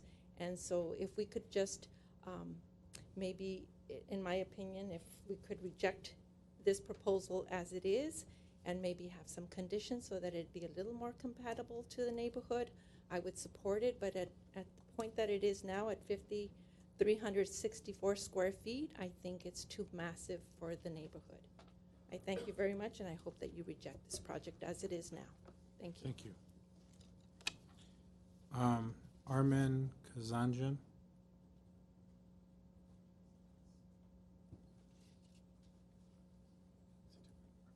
Good evening.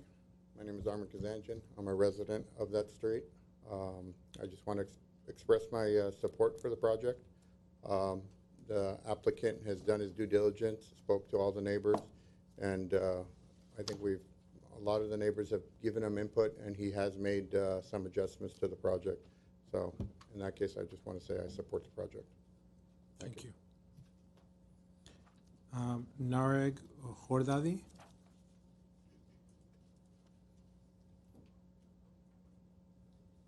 Hello, board. My name is Nareg Kodadadi. I am a local designer in the city of Glendale. I agree with the architect. I think the building is designed very well, massing, scale, side setbacks. I know minimum is 10 feet, but we're at 22 and 20 feet. Front setback, obviously it's pushed back. The garage sits back and the dwelling sits back as well. So there's a good buffer from the street to the house. I am in support of this project. I would like to see it built in Glendale. Thank you. Thank you. Ana Cuadrado.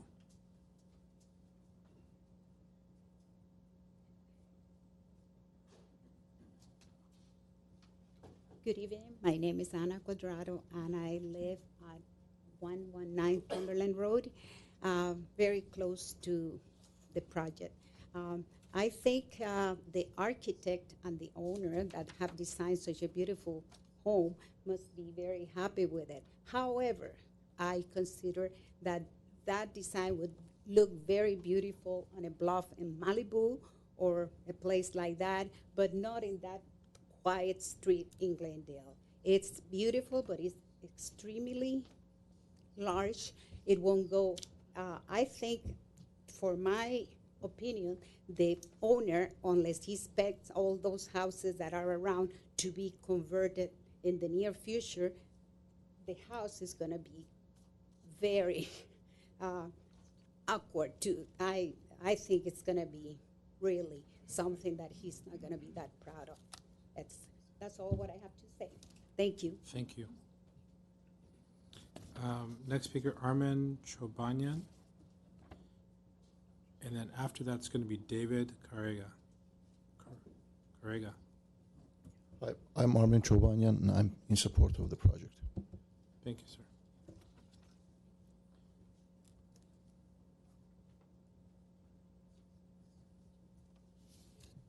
My name is David Carrega, and I would like the extra minute. No problem. I find it interesting that I haven't seen half the people in this room, considering I've lived at 1664 Cumberland Terrace for 25 years. So we also, my family, we live above the actual building, and it completely blocks our view from the left side. And one of the things that I found interesting was that this building is described as being minimalistic. Well, it's triple the size of our house, and we are one house above them. Actually, there's one house in between us. So how can a house be minimalistic if it's nearly 3 times the size of a neighbor? Moreover, our lot size is 1.5 times larger than theirs, but they're tripling the size. Seems unreasonable to me. Moreover, when I was looking at the plans, there's a master closet that's twice the size of my bedroom. It isn't in scale with anything else in the neighborhood. Another important thing is that the front door is 10 feet tall. I've been at houses in the neighborhood, and they're average size. 10 feet, I can't even reach that. It's just too large. And another thing to consider is, how does this affect the neighborhood? In the early mornings, people come up our street. They walk their dogs, they jog. And part of that is because at the end of the cul-de-sac, there's a beautiful view. And this house is going to take that away from the community. That's really a tragedy. That's something to consider. And that's all I have to say for now. I have a question for the speaker. Sir, there's some questions for you. Okay. If you'd like to stay. So your major concern is the view? I'd say it's a combination of things, but I understand he wants to build his house. If you were to list why are you objecting to this design? If I could say, my main concern is the 2 stories. I would like it to be 1 story. For the view reason? Primarily, but there's other things. And my question is, do you live at this property? 1664 Cumberland Terrace, at So the if end of I'm the looking cul-de-sac. if I'm at the street. He's looking- here. Yes, at the end. So if you're at the street, jogging up the street. diamond-shaped lot? Yes. So if you're jogging up the street, trying to enjoy an early morning run, I highly recommend you guys join me. But, if you want to do that, so if you're up there on the street, you cannot look that way. But scale-wise, how, you said your site is 1.5 times this? I believe the lot is.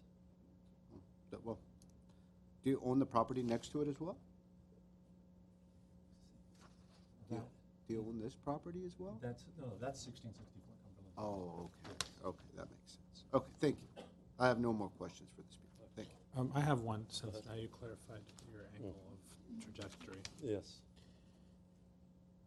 And I want just to clarify the view, because we've seen photographs that indicate that the view is minimally disturbed, but we want to make sure we have a holistic view of the neighborhood. Do you have your view blocked from your home?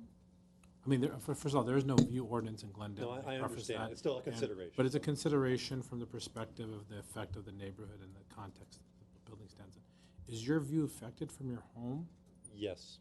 Okay, so you kind of cut through your driveway and look down the street? That's toward one the angle. There's many angles because it's right there at the end of the cul-de-sac. All right. Thank you. And does your driveway kind of go up? Are you going up in elevation as you're going up in your driveway, or is your house more or less on the street level? Street scene? It's a bit higher. We go up the driveway that way. But again, there's early morning runs, and I want to enjoy my sunrise. Thank you, sir. Next speaker is Eddie Karabian, or Caribbean.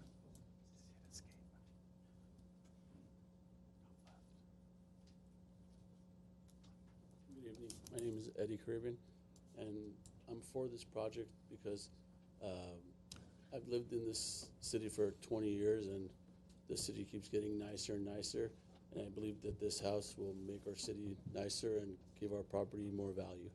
And I'm for the project. Thank you. Yeah. Thank you. David Mansourian.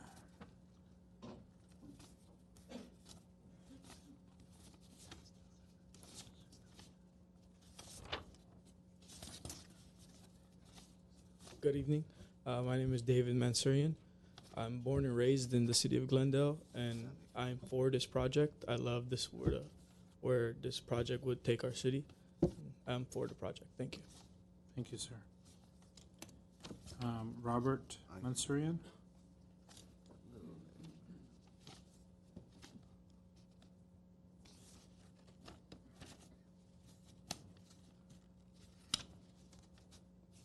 Hello, my name is Robert Mansourian, and I support this project. Thank you. Lee Strauss.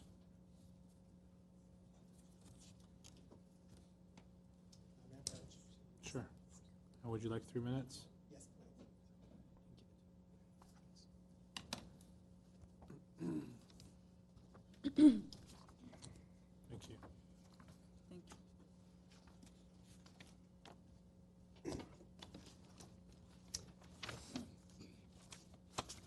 My name is Lee Strauss, and I own the home at 1650 Cumberland Terrace, which is directly across the street from the subject property. Or to think of it a different way, directly in the eye of this hurricane that has come to our beautiful neighborhood. When we found this classic mid-century ranch home 3 years ago that we live in now, we had found our dream home and our dream neighborhood.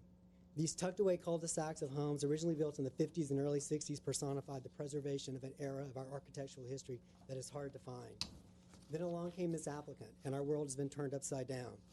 What is being proposed to replace this amazing piece of history is absolutely incompatible with the neighborhood as it exists today. That couldn't be more evident on its face when you look at the design and architectural style of the proposed two-story, 5,364 square foot residence that is basically 40% larger than the largest home on Cumberland Terrace. This applicant has given zero sensitivity to the area with this proposed project, not 1 ounce of it. When Glendale adopted the comprehensive design guidelines back in November of 2011, I believe those guidelines were put in place to prevent just this type of project from moving forward as it stands in its current presentation. Under the scale and proportion / monumentality section of the guidelines, the scale and proportion of a project should be designed to fit well within the surrounding context, even if its overall size is larger. Overscaled or two-story monumental entries are discouraged. That guideline speaks directly on point to this project. In its current form, it would stick out like a sore thumb. There are no two-story homes on Cumberland Terrace, and I'm sorry, I must strongly disagree. Split-level residences that account for the building on a hill do not count as 2 stories. As with our home, the lower level is a storage space and a garage, not a residential space. Ironically enough, from the pictures that I've just submitted to you, the story poles on this subject property actually give you the visual story of how out of place this proposed residence would look. In addition, there is not one home in this area that looks anything like what is being proposed. Even if you venture down Kenneth Road and the surrounding areas east or west, you cannot find one of these mega mansions anywhere. How can anyone say this proposed ultra-modern style relates to the existing adjacent residences through use of proportion, transition, or other design features, which frankly includes this ridiculous backyard hardscape proposal? There wasn't even an attempt to make a nod to the existing architecture of this neighborhood. Look at our house, a classic mid-century ranch house, which is part of the petition that I submitted earlier. Again, zero sensitivity. While the applicant has a right to create a home on the property, in my opinion, what he doesn't have a right to do is force those of us that chose to live in this historically rich area of Glendale to endure living near a residence that will destroy the look and feel of this neighborhood and set a precedent for allowing further homes in this area to infiltrate. When you accept these positions on the Design Review Board, you took on an important role and duty to the citizens of Glendale to protect us from these types of disruptions. And I know you will be fair, and I know you will look at the design for what it is and would do to our neighborhood.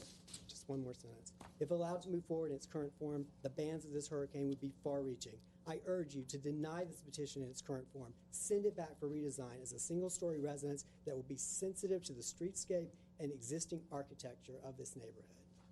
You still have 30 more seconds if you want to use it. I have a question. I have a question. Sure. So if it was a 1-story, you're in support of the project?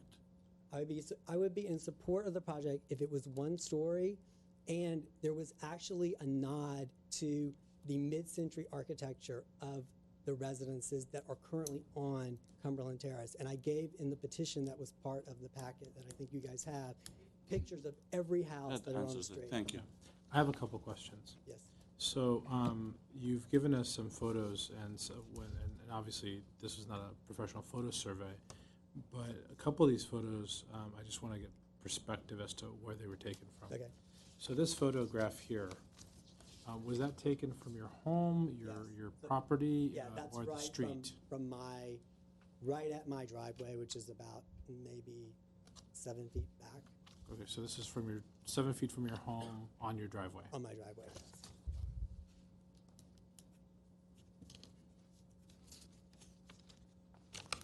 And then obviously this is much closer up to That one, yes, that was like probably in the street or, right at the edge of my property line. If I move, like, if the subject house is here, that's the garage. I mean, that's not your property. Your property line would have to be I'm the saying street. I'm on the street, but Yeah. I'm like where my property is, it's probably like right, like where you are is where that's. And these are not zoom-in photos, No, right? this is on my iPhone.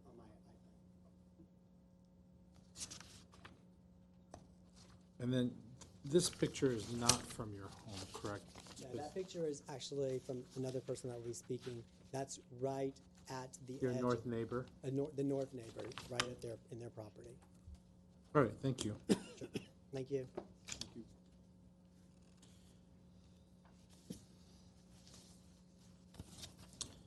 Ako Balyan. Oh, I'm sorry, Baltayan. Hi, my name is Eika Baltayan, and the architect couldn't have said it any better than I have. I support this project. It's a beautiful project, and it fits in the neighborhood. Thank you. Greg Baltanyan? Or Baltayan? Hello, I'm Greg Baltayan, and I support the project. Thank you. Gary Gernick?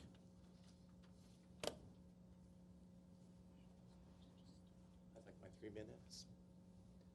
Hello, I'm Gary Garnick. I live next door, just north of this project. And after looking and finding our dream home of 5 years ago, fell in love with the neighborhood full of low-slung, single-story, well-maintained homes. The developer of the tract carefully notched out the ridge, providing each home with view and privacy from their neighbors. And I'm sure the architect of this proposed project, who looks, it's a beautiful, he's very accomplished architect, could make something a little bit more compatible with his surroundings. A modernistic two-story design is massive at almost 5,500 square feet amongst a neighborhood of 25 to 3,000 square foot single-story homes. Their plan cites that there's 3 other two-story homes on Cumberland Terrace, when in fact they are split levels, non-living garage underneath their homes on the slope. We are concerned about looking out of our house and seeing mechanical solar panels on the roof at our eye level, also perimeter lighting. And they're also talking about extending their backyard, which will change the electrical which is in the backyard. And there is a telephone pole on our property that we're guessing is going to have to be relocated or made taller, which will be more of an eyesore for us. And that could possibly, devalue our property. If a new structure needs to replace the original home, it should be compatible in size and volume of the surrounding homes. The lot is large enough to accommodate a single-story home, ample to accommodate, what he's trying to accomplish here.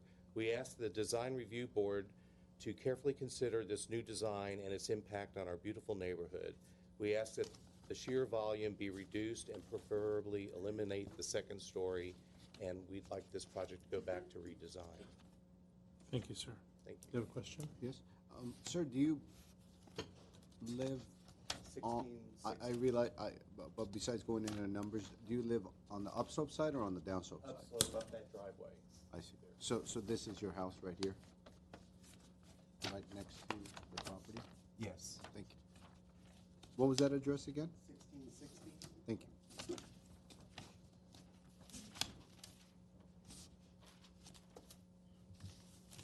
Okay. Next speaker, and Artak Daldumian. Did you speak already? No. No, that's a different Artak. That Artak left, okay. Next speaker, Antonio Gonella. And so that reminds me, you need to fill out a speaker card. Good evening. My name is Antonio Ganella, and I'm opposed to this project. I'm a 10-year resident of Northwest Glendale. And I think like many others here, what brought me to this area is that they were thoughtfully designed to provide views, privacy, and a sense of modest scale and design for all of the neighbors. In my opinion, this project is counter to that original intent and also sets a precedent for Northwest Glendale that moves our area in a direction that has spoiled many nearby communities throughout Los Angeles. Thank you. Thank you. Ruben Limdunzian.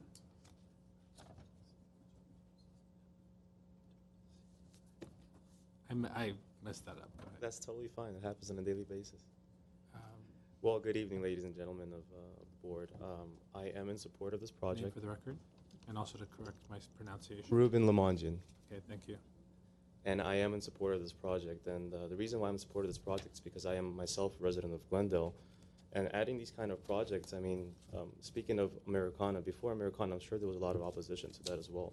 But it brought a lot to the city and in terms of value to the properties. And I'm for that. That's, you know, the dream that I have moving to Glendale. I wasn't born and raised here, but I moved here a few years ago just for that reason, because it is a place that you want to raise your kids. And homes like this, only the better the community, in my opinion. Thank you. Thank you.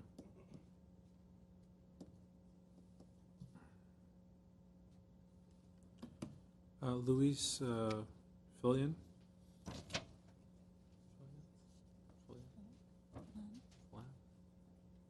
Good evening. Go My again. name is Louise Phelan. Phelan, okay, thank you. My family has lived in this neighborhood on Cumberland Road since 1966. It is a neighborhood of one-story or split-level homes which conform and blend into the natural slopes of the Verdugos. It is a neighborhood where people walk themselves and their babies and their dogs. It is a neighborhood where the homes have been passed down from parents to children and even grandchildren. Many of the homes have been renovated and remodeled, but they have always maintained the spirit of the surrounding homes. People have described this home as beautiful to look at, but it's so large it really doesn't fit with the rest of the homes here. The property owner should be able to build a home, but in a responsible manner that conforms to the other homes in this neighborhood and which respects the families who already live here. Thank you. Thank you. Danny Khachaturian.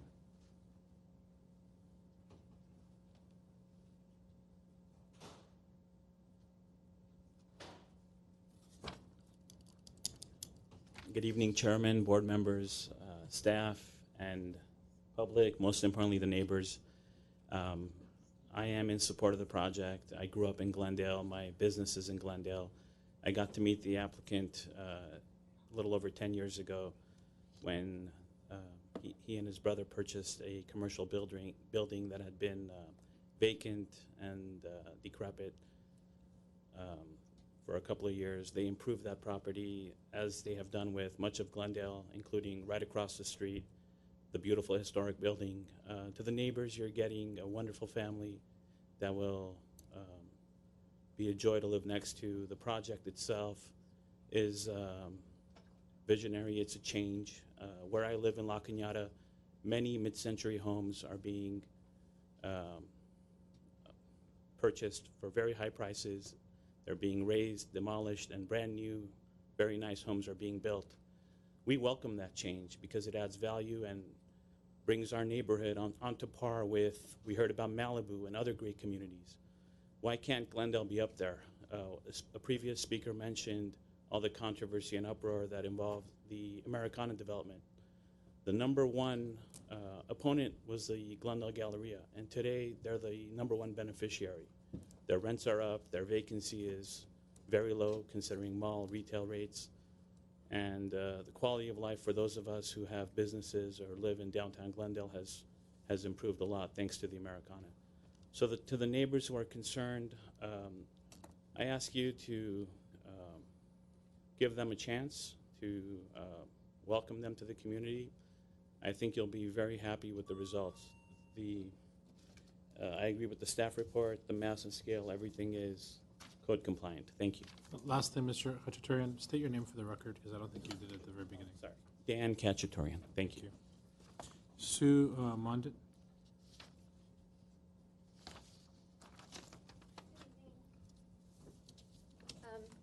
My name is Sue Mont, and I am really opposed to this project. Unfortunately, it is huge in scale. It's completely incongruous with the other homes on the street. And honestly, like, extended.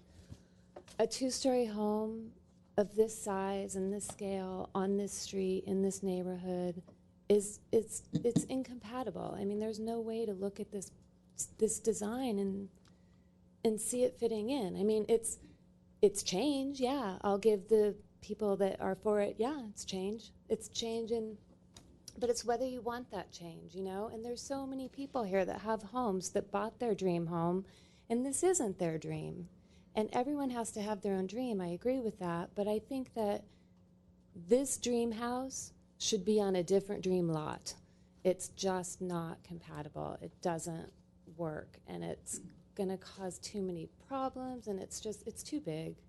It's really just too big. And it's really unfortunate. And I can't support it. And I hope that you guys will really consider that and consider the whole neighborhood and all of the other people that will be impacted by this. Thank you. Thank you. Karna Basmajian. And after that, Carrie Field.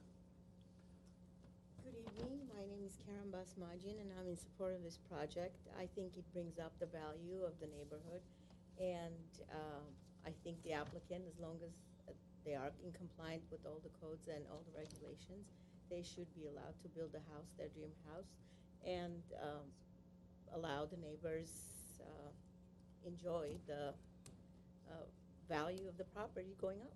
Thank you. Thank you. Ms. Field? No. Okay. For the record, she's checked off in opposition. Okay. Avadis Keshishin, and then followed by Edmund Treft. Or no, I'm sorry, Teft. Good evening. My name is Avidas Kishishin. I'm in support of the project. I think the change is wonderful. We are very happy that people are investing money and making the neighborhoods look good. The property values are up, property taxes are up, so it's good for everybody. Thank you so much. Okay. I don't know about the tax part, but yes. Mr. Teft, 3 minutes? Can I request 3? Yes. Thank you. Well, thank you, board members, for allowing us to speak our free rights here in front of you. I'm the next door neighbor to the south. I'm the resident at 1640 Cumberland Terrace. My name is Ed Teft, and I've lived there since May of 2014.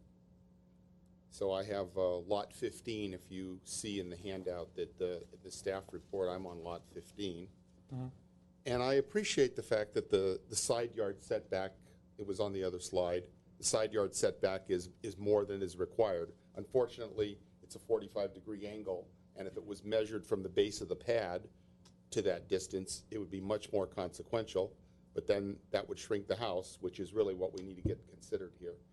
If you look at the chart that's included, out of the 15 houses that are listed, the average house size is 2,614 feet. And let's give sensitivity to the argument in the discussion here that these are older houses and houses are tending to be larger today than they were when they were built 40, 50 years ago. But frankly, the 5,364 square foot house that's being proposed is more than 100% larger than the 15 neighbors that are listed in the staff report. I can't see how, if, for example, at 1339 Virginia, the last case, you were having trouble with mass and scale and the neighbors 2 feet setback on their side yard looking over the fence, how you can't have a real serious problem with the mass and the scale of a house that's 100% larger than the 15 houses that are listed in your own staff report. So I have quite a difficulty understanding how the staff report would have said that it's compliant. And I think perhaps, Roger, you prepared that. I think that may have been you. Under the massing and scale in the report, it says building relates to its surrounding context, and there's a yes. How can we say in the staff report that a home that's more than double the size of this 2,600-foot average is not out of scale and out of mass. I don't understand. And so I think that's the point. I'm a property rights supporter. I've been 40 years in the real estate business.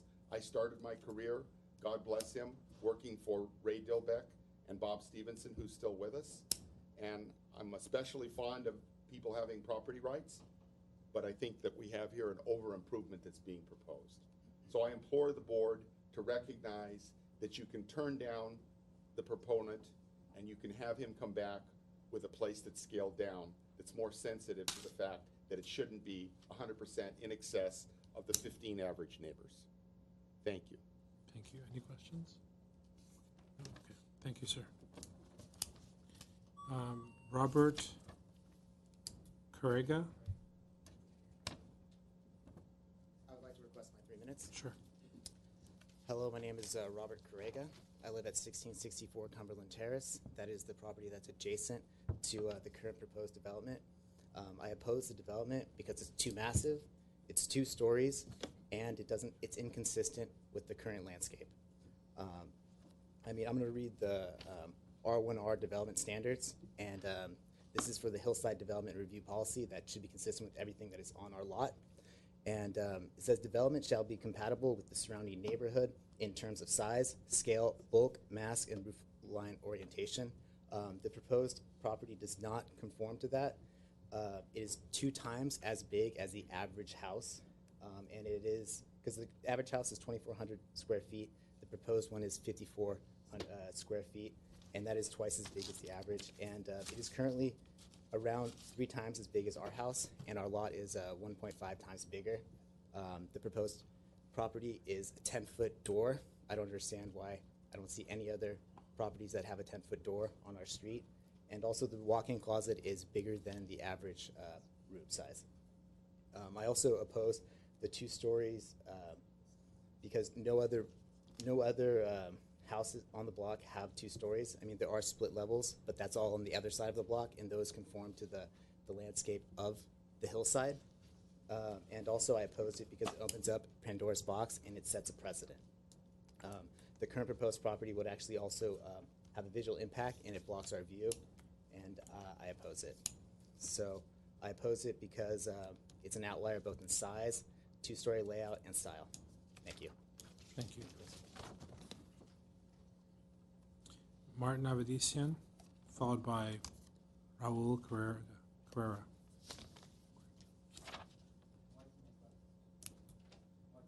Martin is left, okay, then it's Raul.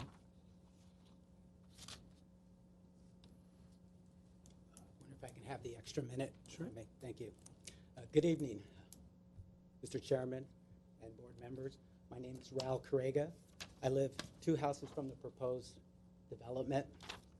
I've lived in Glendale for all my life, and the house I live in now, I've lived there for 26 years. I go, I jog, ride my bike, and I've never seen any of these neighbors. So I'm surprised, all these people who are for it. I love Glendale, and most of all, I love my neighborhood. I know some neighborhoods in Glendale have not been so lucky. Here's an article I just read. Historical house knocked down. I'm sad, but I'm encouraged, because I'm sad that someone just went ahead, knocked it down without permits, and they didn't care because they're going to get it, I guess they have clout or whatever. But I'm encouraged. I'm sad, and also I knew the people who lived there, the Ericksons. They loved that house, and it was a beautiful house. I'm encouraged that someone's doing something about it, City of Glendale. And we'll see what happens. But I like to say that this house is huge, 5,400 square feet, over twice the size of my home, and all the homes are not compatible. If you look at the hillside, you can take a look, and all the homes have like a certain standard. And this house would just stick out from out of the hill. It wouldn't be compatible. I know I looked at the CCRs, and even back in 1953, the CCRs mentioned that you cannot erect and do all these other things. But one of the things I noticed it mentioned, it said harmony and compatible. This house does not have harmony, and it's not compatible, as mentioned by many speakers. And there was even an architectural committee back then, in 1953, and they also were put together. Well, I want to say that committee still exists. and we reject that proposal outright.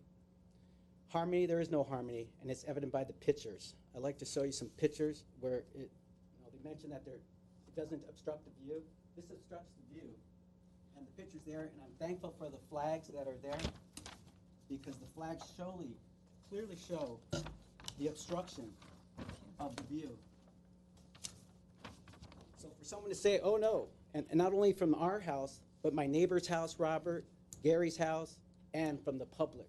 So their view is gone. I ask that this board rejects this proposed development. It's just massive, it's intrusive, and it takes away from the beautiful community that we have lived there for 26 years. And my family still lives in Glendale, and I've lived in Glendale. I'd also mention that, I didn't mention earlier, since I have a 1 minute left, but I did go to Hoover High. I did attend Glendale High. So Glendale is my town. I love Glendale. I worked for an ex-mayor many years ago. And so I love Glendale, and I don't want Glendale to, I want it to be improved, not, something that just comes out of the hillside. Thank you very much. Thank you. Carlo Honanian?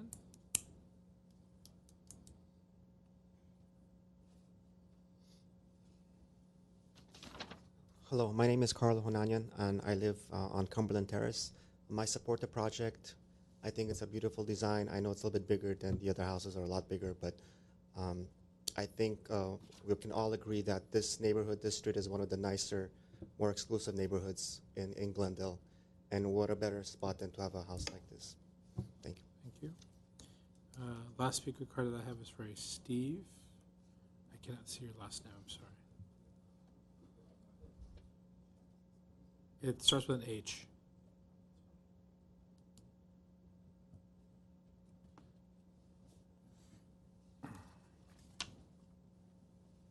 Steve Hersick for the record. Here's an individual that wants to live the American dream. I was born and raised in Glendale all 47 years of my life. I've seen it come and go, whether I like it or not. That's just the way it is. Some may disagree. The house is large. It is quite large.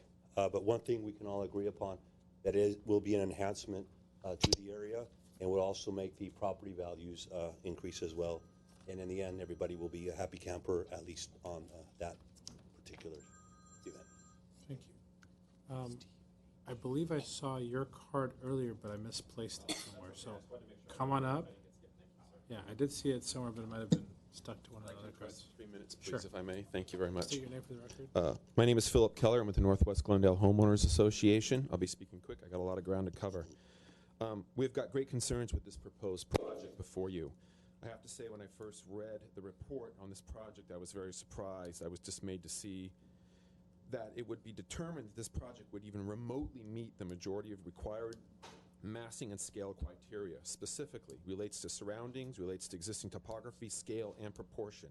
City of Glendale's comprehensive design guidelines, design review purpose, and process sheet clearly states new development should relate well to its surrounding context and enhance the overall built environment. It is our opinion that this proposal before you is in stark contrast to that objective, exhibiting no relationship to the streetscape of homes already there and detracting greatly from the character of this environment. Cumberland Terrace is an upslope street with 16 properties that are either mid-century modern or ranch-style homes, all of which are largely maintain their original spirit of architecture, footprint, and placement on the lot. 12 are one-story, 4 are split-level. The two-story proposal before you would disrupt the natural upslope of the street in stark contrast to the existing low-slung hills that conform with the siding on each lot. Even the split-level homes have only a quarter or a third of their footprint is the garage or carport with no massing, not much of the massing of the home above it. So to compare this as having actual two-story homes on the street is just misleading. This home would jut up from its pad. It does not fit into the rhythm of the placement of the other homes on the street. If you go there, it's quickly visible. Massing and scale, this proposed home is more than twice the size of the neighborhood average. Twice. That's unbelievable. That cannot in any way be considered compatible. To frame this another way, this project is within a few hundred feet of being the same size of the 3 smallest homes combined. That's crazy. This is simply not compatible.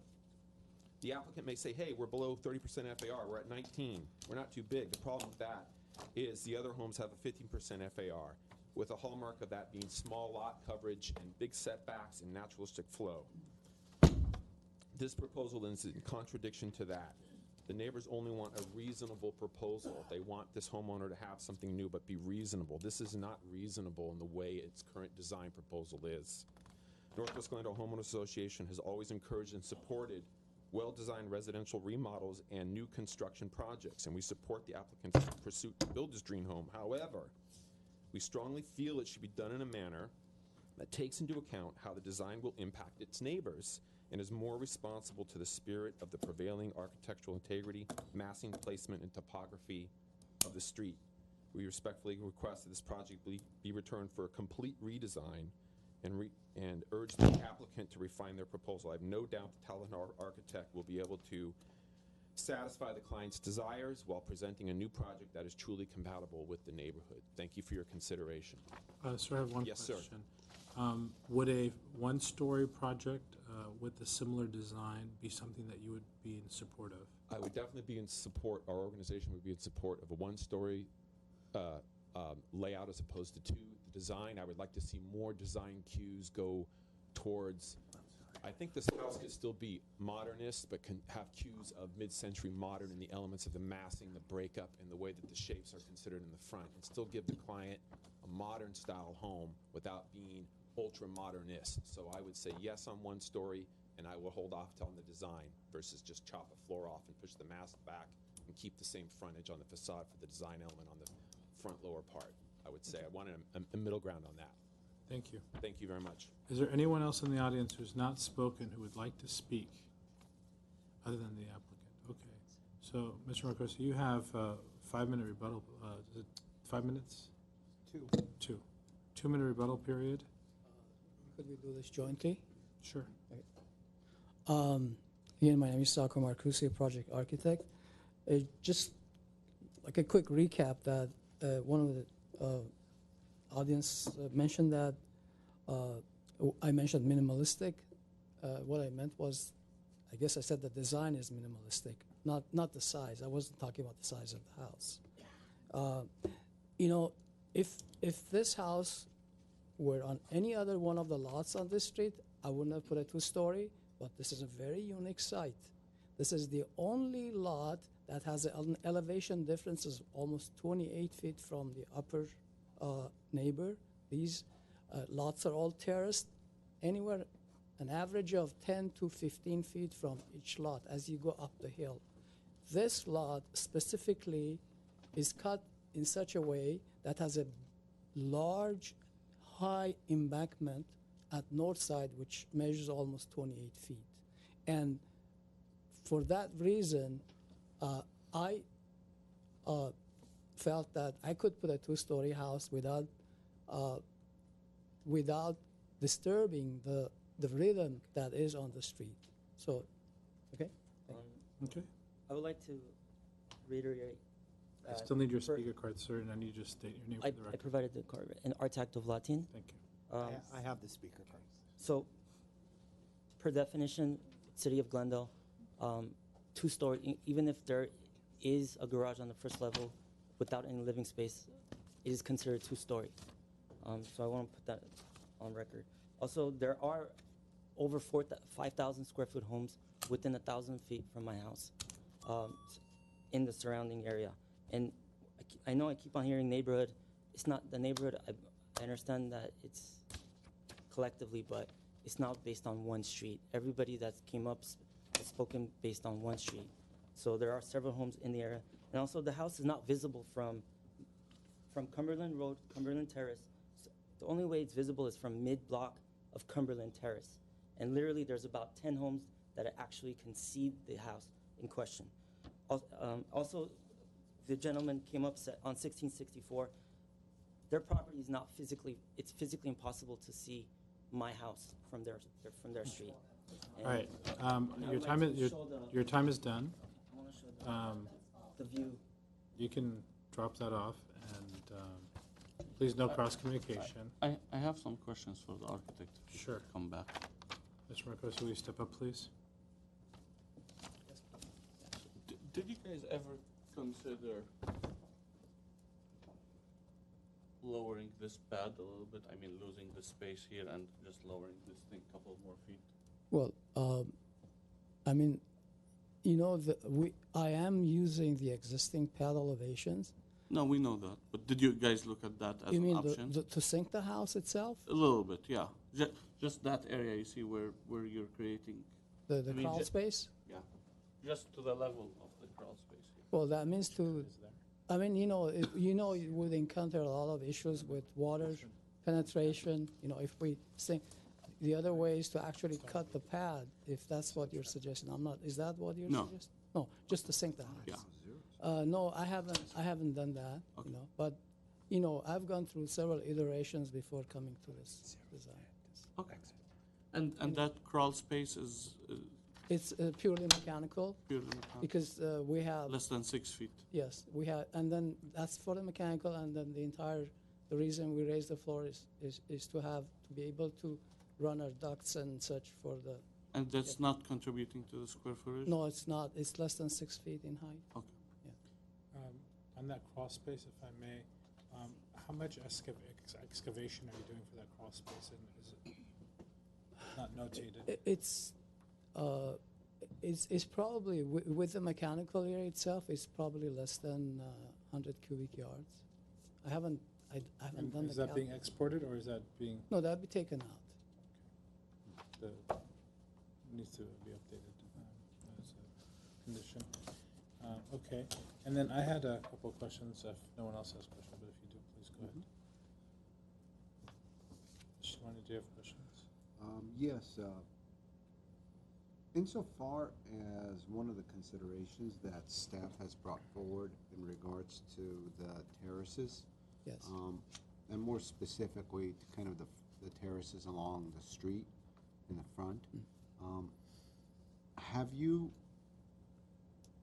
considered or looked into elimination of those terraces, and how do you think, are they crucial to the design? No, not at all. You know, the only reason we have these terraces because of the terracing of the building, and they don't have to be a usable space. They could be just roofed over, which I'm agreeing. I mean, you know, I've looked at the conditions, and we don't have an issue with the conditions. Okay, thank you. Yes.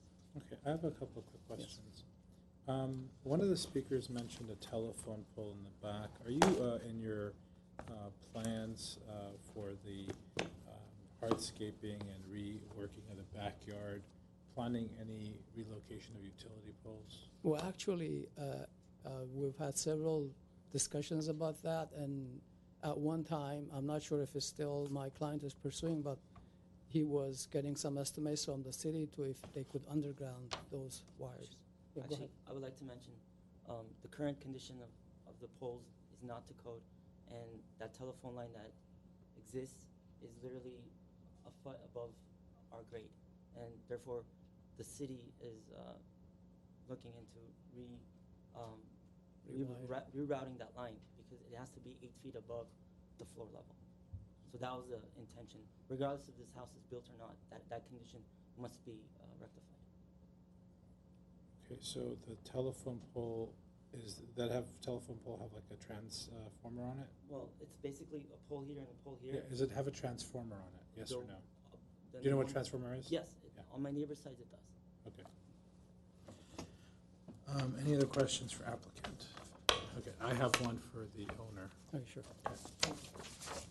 So, some questions were, or some comments were made, rather, about the size of the closet and the program in general seems very large to people. Now, we don't talk about the program inside the home, but that dictates the mass. I'm just trying to understand your thinking or your thoughts as the owner of this project as to how you ended up at 5,000 feet and change, and what kind of directed you to a home of this size. Sure. To understand the context of the size of that in this neighborhood. So I see myself living there until I retire, and therefore we've designed the house accordingly. We have first level bedroom. We have 3 kids.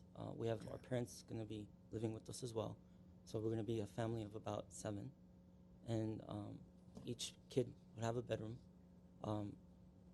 We would have our master bedroom, and majority of the house is to the back of the property, and I've tried to keep it consistent with the footprint that we have now, Okay. and kind of shrunk it.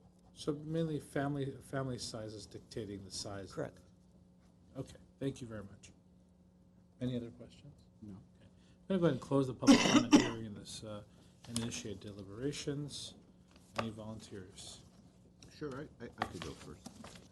Would you like?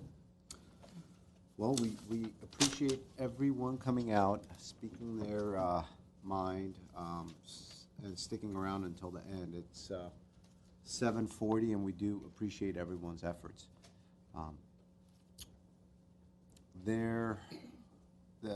Once in a while we get these kind of cases where there's just a lot of people in support and there's a lot of people in opposition.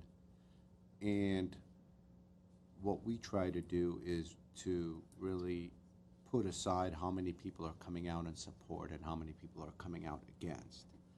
And truly really dig in to the design, its mass, its layout, its compatibility, etc. And we try to listen to the details of what's being presented by the speakers as opposed to yes and no, etc. So I thought it was important to start off with that. In regards to this project and how I am approaching it, in my opinion, the existing neighborhood, and maybe even the existing house, is a mid-century home, and there's a lot of mid-century homes in that area.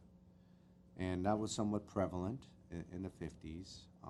And it's an interesting thing because when the mid-century design came by and the steel case study homes came by, which are so cherished today, and as an architect I love them, they were quite foreign at the time, and not everyone loved them at the time. In fact, as architectural historians are concerned, etc., that when that style came out, there was some opposition to it, and it was like, oh my goodness, you're living in a steel house with glass and floor-to-ceiling windows. That's awful. That's not a house. But now we're saying, no, we understand that movement. We understand how that modernistic movement started and how they were starting to use these new materials and really pushing the boundaries of those materials. And so,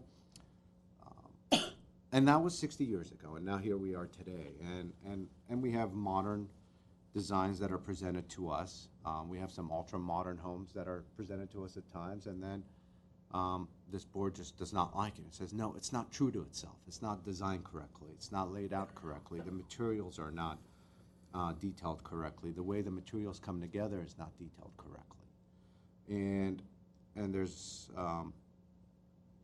return for redesigns given to those modern homes. And then there's times when a modern house comes along and you take a second look and you go, wow, that's really a nice design, and it was designed the right way, and it works.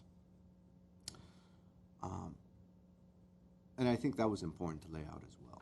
Insofar as the property is concerned, it's interesting because it's in a very unique location in regards to the street.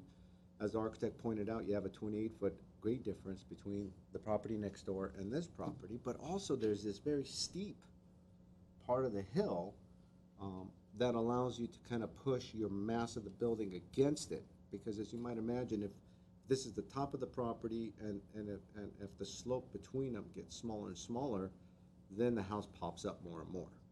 Whereas if the steeper it gets, the more of an opportunity you have to kind of push mass against it. And the more it goes against that slope, the farther it goes away from the property owner to the bottom. And so, fortunately, the way the lot's laid out and the way it was graded many moons ago, it was done the right way. As far as the overall layout, etc., what usually happens with these flat roofs and these flat designs is then all the HVACs and all those other equipments end up going on the roof, and it ends up being visible, which is the wrong thing. And I do appreciate the architect moving it to the bottom and really creating a subterranean basement out of it, which is less than 6 feet tall. In regards to square footage, as the last case represented. It was 3,400 and, 60 square feet or whatever it was. But it just seemed very big. It was massive.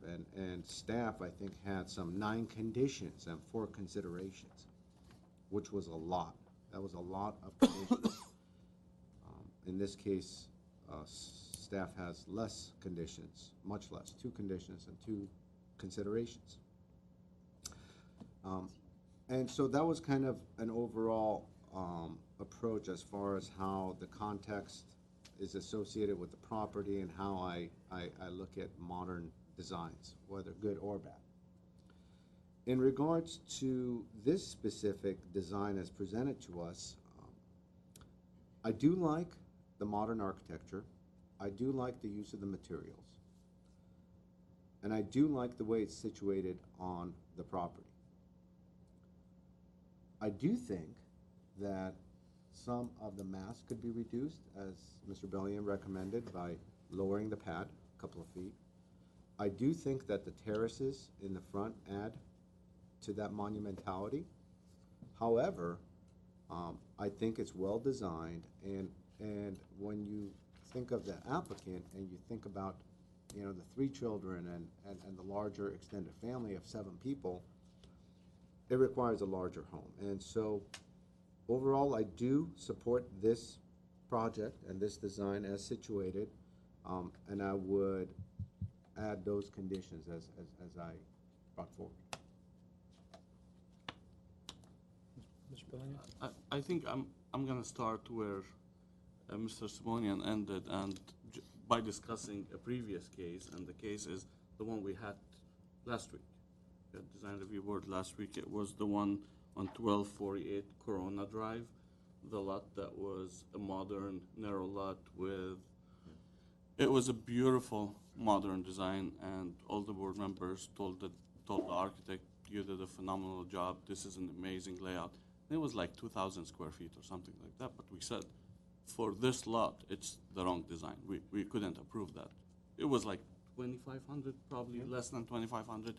Well done, works well, but the lot was very narrow, and where it was sitting in relationship to the other lots that are upslope, it just didn't work. It was just the wrong site. We're like, if this was on a different site, we'll approve it. I think we have the same situation here, but it's kind of the opposite. Like, this is the right lot for this design. I agree with Mr. Simonian. I like the architecture. I think it's very rich. I like the material. I think it's well detailed, well designed. I think it's cohesive, and I agree with the comments about the terraces. I think there's some room for improvement there.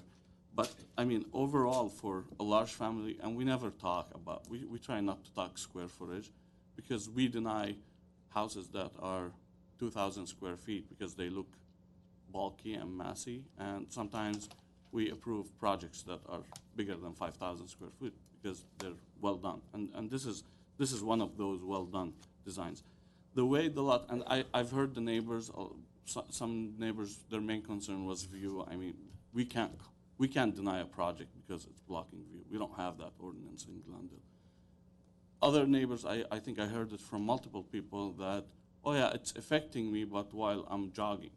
I mean, you can't take somebody's right to build a house just because when you're walking down the street, you're gonna see the house. I mean, the way it's sitting in relationship to the overall context, it works. And the way that it follows the contours, it complies to the design guidelines. And then the biggest thing that I really like about this design is the height. I mean, they're designing a brand new house that's 22 feet. They could go to 32 feet.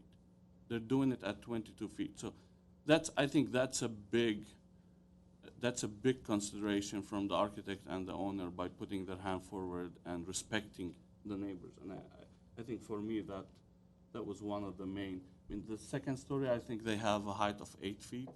For a house of this size and a modern house to have just an 8-foot ceiling, we see like everybody wants 9 feet. So I appreciate that. I think these are my comments for now, but I'd like to see So- what the other board members have to say. I want to repeat my colleagues, just to build on that in interest of time. I also think it fits the neighborhood, given that the second story is just 8 feet, and when you drive the terrace, the turnaround, you don't really see the house because of the grade difference, the 28. Yeah, it is tucked away in a sense. And the applicant and owner, they followed the code, right? So we saw the setbacks required, and they're well above what the code requires, and also the size of the house.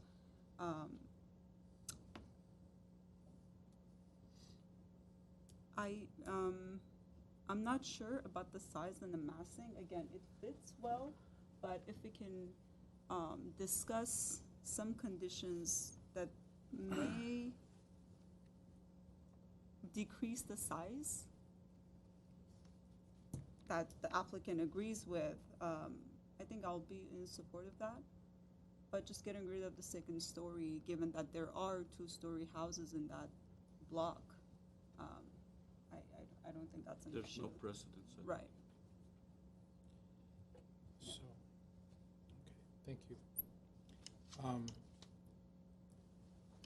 I think the overall design is very interesting. I think that it would be a very nice house in certain contexts. The biggest difficulty that I have with the home is the neighborhood context. The other homes they are much smaller. Additionally, I do understand the particular setting of this particular lot.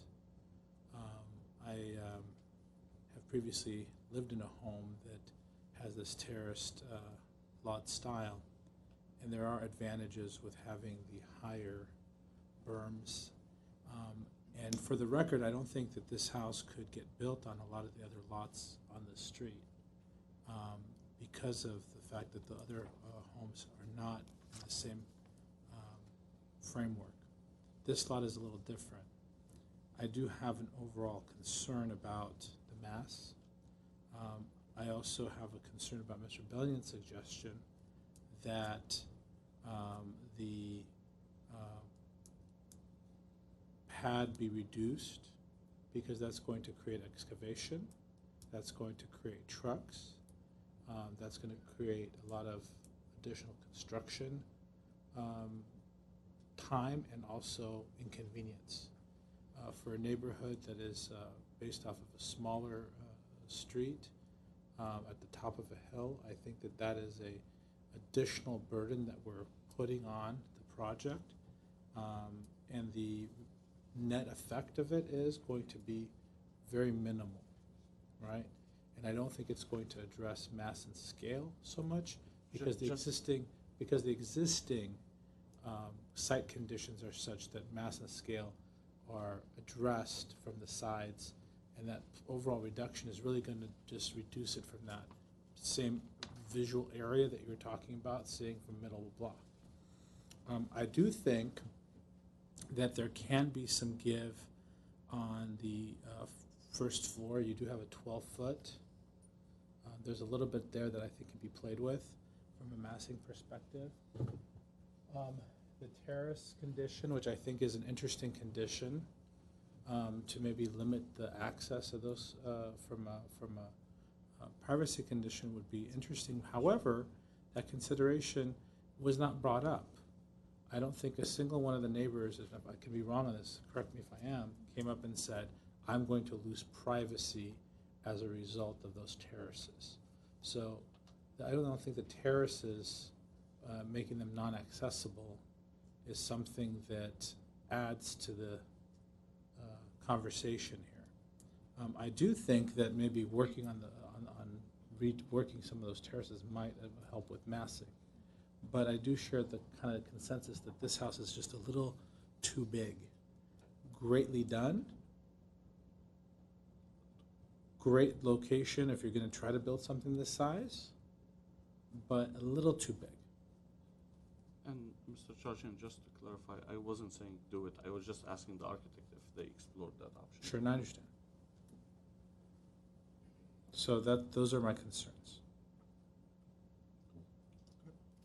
Can we open it to?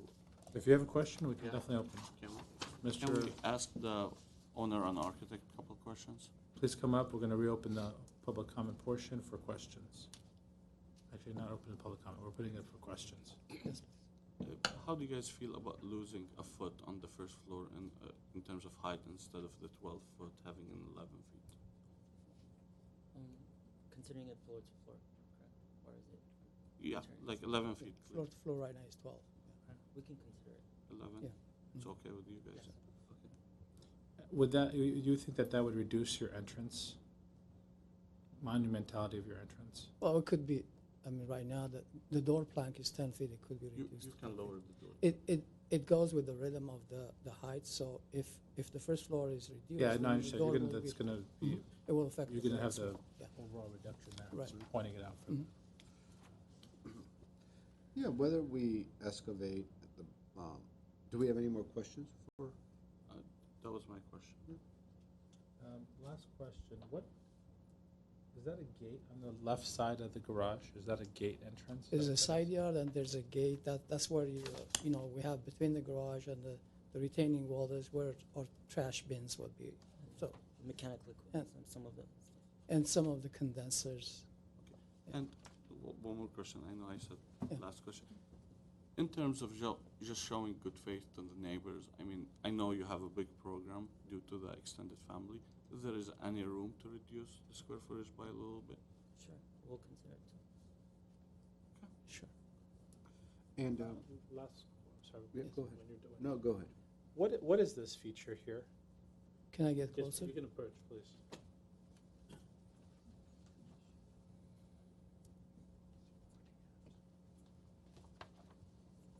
What is this feature? This one? Yeah, this right here. What Actually, is- this is a retaining wall that returns, so this is the face of the wall that returns, and it reduces down to this height. Okay, so that's a step layered. Yeah, it's like an Okay. L shape. So that's in visible plan. from the street. Yeah, so that would be, Yeah, that would I be the face understand. of this Yeah. one, yes. And then, what are the dimensions of this office?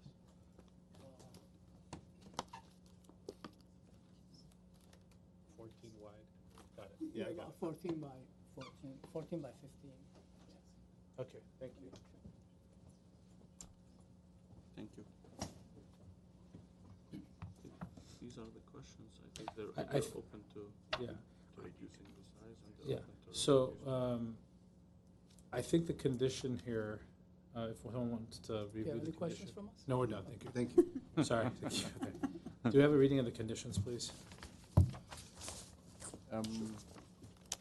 We have a few conditions. One will be to reduce the height of the first floor, the floor-to-ceiling height by 1 foot. There's a condition without any direct guidance to reduce the overall square footage. without prescribing number. Though I would presume that you want a significant reduction in square footage. If you could give us, on houses like this, where this house is actually maintaining more or less the width of the existing house, would you rather see the square footage reduced at the second floor, which might have more of an impact for the neighborhood, or would you want it to be open for their choice? You know, I did not have as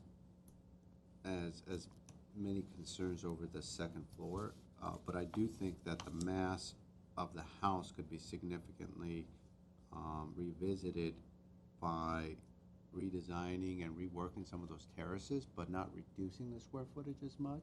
And And I think, you know, you have a parapet, let's say, over the roof. You know, if you start working parapet over the garage, if some of that starts to kind of work itself, and then you have these terraces that are surrounding the house with their guardrails, and those kind of get eliminated and turn into roofs, and then the lower level is reduced by a foot. I think all those will make a very big difference, and to me, I wouldn't say, oh, let's reduce the square footage by a couple of 100 feet, because that's not gonna make any kind of a meaningful difference as far as the mass is concerned, from my point of view. I think the overall reduction of a foot of bringing that house down is going to have the most significant reduction of mass. Playing around with the terraces could work, but then the question is, do we want to see that again? And depending on how that's executed. I think by the way the architect has presented the details associated with this design, I could tell that it will get worked out. I'm more confident than in many cases of it being handled with staff on that level. So I'm not as concerned on that one level. I wouldn't want to bring it back for that. Okay. I'm with Mr. Simonian on that as well. All right, so let's continue the. So we have a condition to redesign the walls at the front terraces to make them feel less massive, perhaps more open, to reduce the overall sense of mass. Drop the ceiling height at the first floor 1 foot to bring the overall height of the house down 1 foot. We have 2 staff conditions, one about window details and another about facade transition details. We had considerations that I believe you're not following up on consideration 1, which was eliminating the terrace, and then a consideration to reduce some of the grass area in the backyard with more drought-tolerant landscape material. I think that one, we need to rework the terraces. Yes, yeah, in Or fact, eliminate. yeah, that's right. I'm moving it up from a consideration to actually a condition, specifically as it relates. Oh, right, no, I have the terrace railings and reworking as a new condition, and we'll just eliminate, the other condition was to get rid of the terrace completely, but I didn't think that got traction with the board. Am I correct? I think that the front terraces could be eliminated, where don't have a guardrail, but you still have that roof formation, which still gets you the same architectural look, but then you don't have the massing of the guardrails. Forgive me, I thought you were saying to reduce they're kind of opaque solid railings right now, and I thought you wanted to have that lightened to avoid the mass. So you're saying we'll just have flat roof areas with a lower parapet, no terraces at the front. My opinion would be that it would, by eliminating the terraces or reworking them, would help reducing the massing. Okay. And so I think that's the condition I'd want to put in. Okay, and if you could just help me, you say eliminating or reworking. Is there consensus on that from the board? Because I'm not understanding that as a way to reduce mass. But if I'm in the minority, I'm in the minority. Well, since Mr. Platt will be working with the applicant, it's more crucial that he understands the intent than us Okay. both, I guess. Wow. I guess the best way to word a condition would be to redesign or rework or eliminate the front terraces with the intent of reducing mass. And just to clarify, when we say rework, you're saying it's okay to have a terrace that people can step out onto. If it's done the right way. In and reworking it, we'll try to reduce their mass by either making them smaller, changing the type of railing, the appearance of the railing. Yeah, I think. And you're going to be the judge on that. So if you don't see that happening, you eliminate. Okay. Put the pressure on Jay. That's right. And I think the second consideration is fine to keep as a consideration. Was there anything more, Mr. Platt? I don't have anything else. Okay, I'll entertain a motion. I move to approve the project with the conditions and considerations as stated. Is there a second? I second that. Roll call, please. Okay, a motion was made to approve the project with the conditions. This will be a roll call. Mr. Simonian? Yes. Mr. Benlian? Yes. Ms. Arzumanian? Yes. Mr. Charchi? Yes. All right, motion carries. Motion 4-0. carries. Thank you. All right. Staff would like. And I would like to thank Mr. Simonian for staying an extra hour to get this matter done. He's going to be excusing Yes, himself. I'm gonna be And excusing we'll be myself. taking a 2-minute break.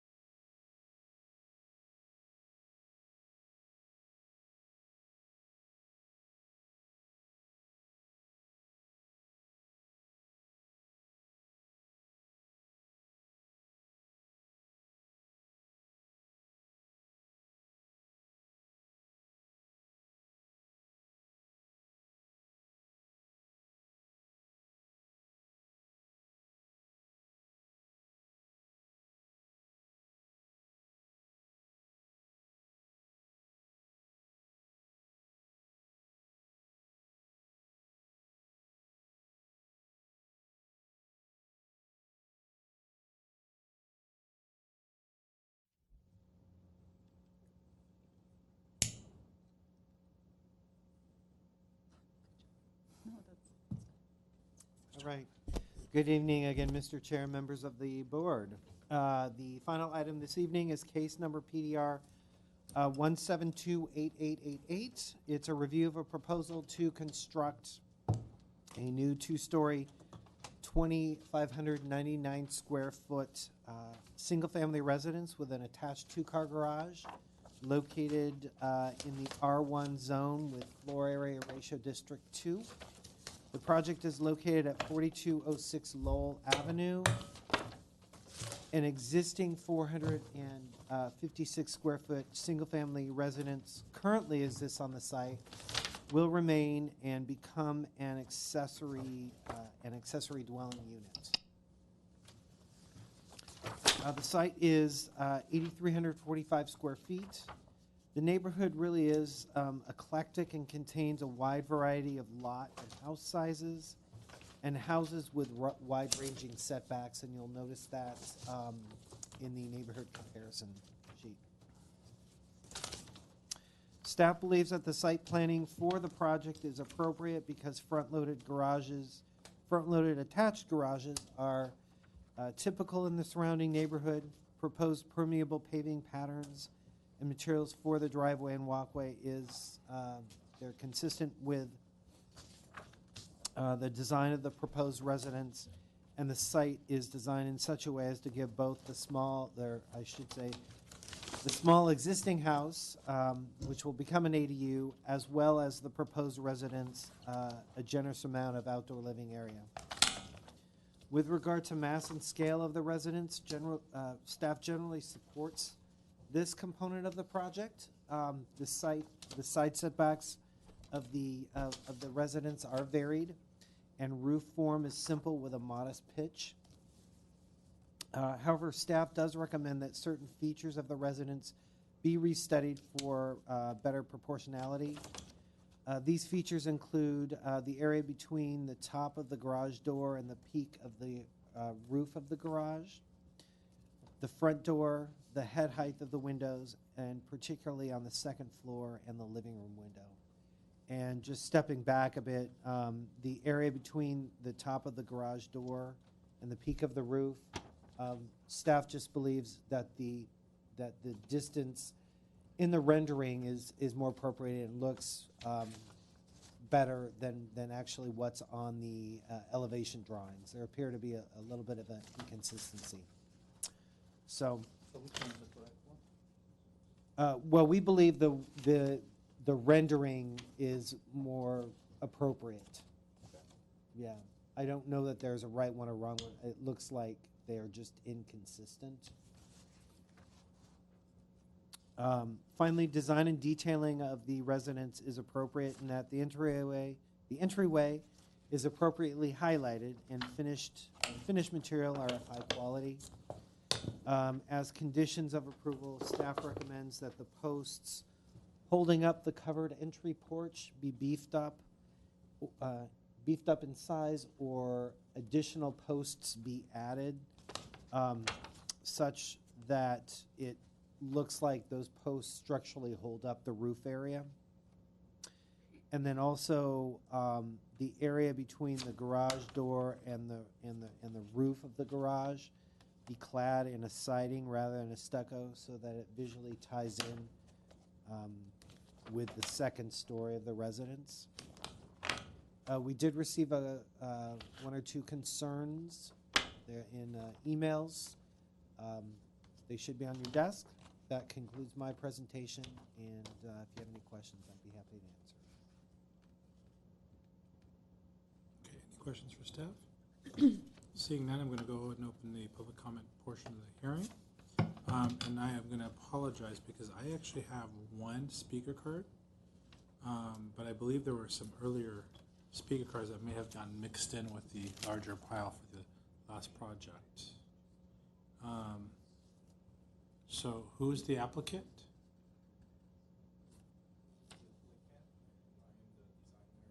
Okay. Okay. Who would you like to speak from your group? Okay, come on up. State your name for the record. And then we're going to ask you to fill out a second speaker card. I apologize, unless I can find it. Good evening, Chairman and the members of the board. My name is Peter, last name is Park.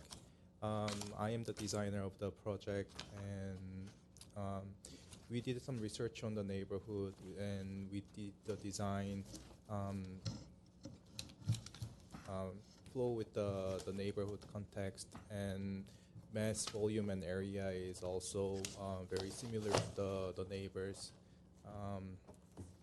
And this is a traditional design, and the neighborhoods, the design is mostly traditional ranch or the craftsman or Spanish revival. And I think our proposed design will fit the neighborhood nicely. If you have any questions, please let me know. No questions. Do you have any questions? I have a question for Yes. you. So what size posts do you use for that? I used 4x4, and I did read Roger's comment, and we do agree that we need to beef up the column size and maybe add additional column. I do agree that will give. They're not going to be able to hold it up. Plus, they look No, out of it is proportion. cosmetic, so They look out of proportion. we will work on that. And did you pay attention? I mean, I don't know how you decided. How did you come up with the placements of the windows on the front? Your symmetry seems to be off. They are basically located from the floor plan, so that's the best location we can. We can maybe change the size or the style, but that's the best location we can come up with. That's it. Thank you. Okay, thank you, sir. Okay. Joanne Brown?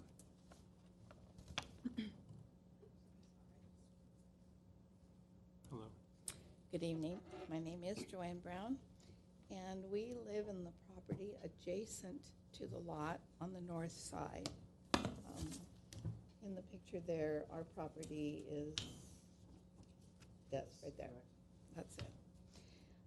That piece of property has been a rental for the 42 years that we've lived in our house. We've watched renters come and go. And we want you to know that we're happy to see that someone is developing the property next to us. We are not opposed to having a house there. The property has been an eyesore for our neighborhood for over 40 years, and a nice house on the property would be welcomed by everyone. As much as we welcome the construction of a new home, I have to tell you that it will have a positive impact on the neighborhood, but it will have a very negative impact on our own property if the developer proceeds with the structure according to the story poles and the plans as they stand today. We are beyond upset at the loss of the view of our mountains that we've enjoyed for 42 years, and I understand that Glendale doesn't care about the view, but it is upsetting to us. But more importantly than that, we have a major concern with the loss of natural light to all of our south-facing windows, especially from our kitchen and dining room. We are feeling extremely distressed because we will be living in a cave, looking at a wall of the house with a minimum amount of natural light or privacy because the second story is so close to us. We've got maybe 10 or 12 feet from our windows to theirs. This concern is also connected to the loss of privacy for ourselves and the occupants of the new house. We will be looking into their master bedroom, and they will be looking into my kitchen window. We believe that the reality of staring at the wall, losing our natural light, loss of privacy, and the obstruction of our mountain view will all contribute to the decrease in value of our own property. One of the reasons that we bought our house 42 years ago was because we could see mountains from all our north and south facing windows. There was no 210 freeway. There was no Lowell off-ramp off the freeway. There was no traffic congestion. But we've accepted and adjusted to all of those things. We don't think it's fair, though, to take away our privacy now with new construction. Now that you know our concerns, we want to reiterate that we do want to see a building on the property. However, we are opposed to the structure as it is planned right now. So with those concerns in mind, we're hoping to find some solutions that would be acceptable to both us and the developer. We'd like to see some plan changes that would maximize the use of the lot and still allow us to retain our integrity and value with our own property. We're not sure what the solutions would be. We think the mass of the north-facing side of the proposed property, especially the second story, is big in comparison to the lot. If they move it forward, move the construction forward, it would still be consistent with the other properties in the neighborhood.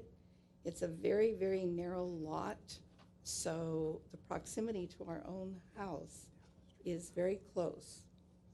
Most of the homes in our neighborhood are one-story, and our ultimate goal would be to see a one-story house built there.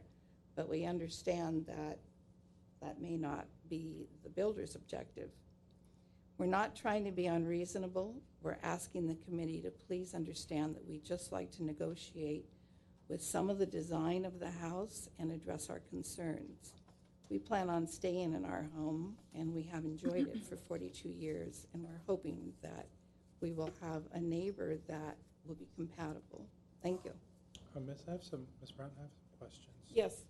I'm trying to understand, in the context of your comments, in the context of the location, and I apologize, I didn't have a chance to make it to La Crescenta and see this in person.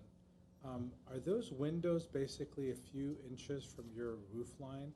The only windows that are on that side of the property? No, those the windows that you see there, they're really not. It's the angle of the photograph. Those are our bathroom windows, and those windows are not affected. The ones that are affected is the bigger window that he's pointing to is our dining room, and beyond that, there is a garden window that's my kitchen window. Gotcha. Because we are built on a slope, our house is basically 2 stories up on the south side.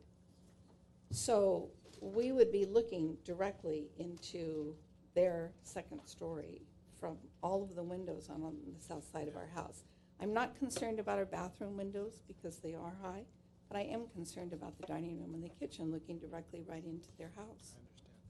And then those eucalyptus, or what appear to be eucalyptus They have all trees? been removed. Oh. They have all been, they belong to the property on Lowell. Well, that was my question. Who do they belong to? They belong to the owner. And when were they removed? I imagine because they're building the house. No, not why, when? Oh, just recently. Just recently. Right, They left the 2 trees closest to the street, and all the rest have been removed.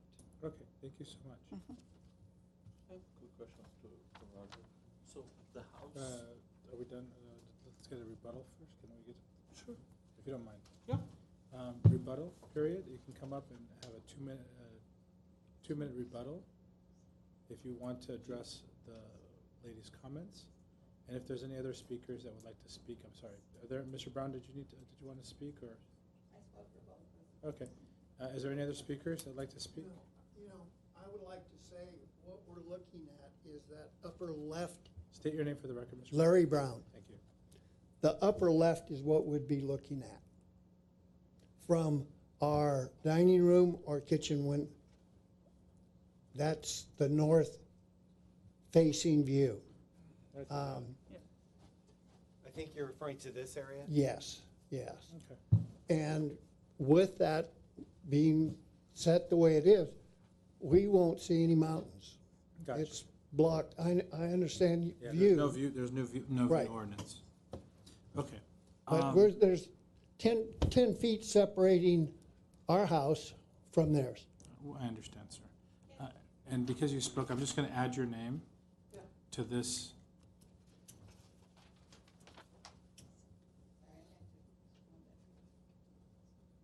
what we would be looking. Okay.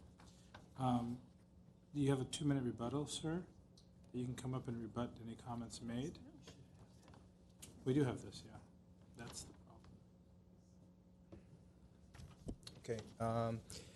Our side setback requirement was 5 feet, but we did rearrange it and we gave additional 2 feet to that side, and now we have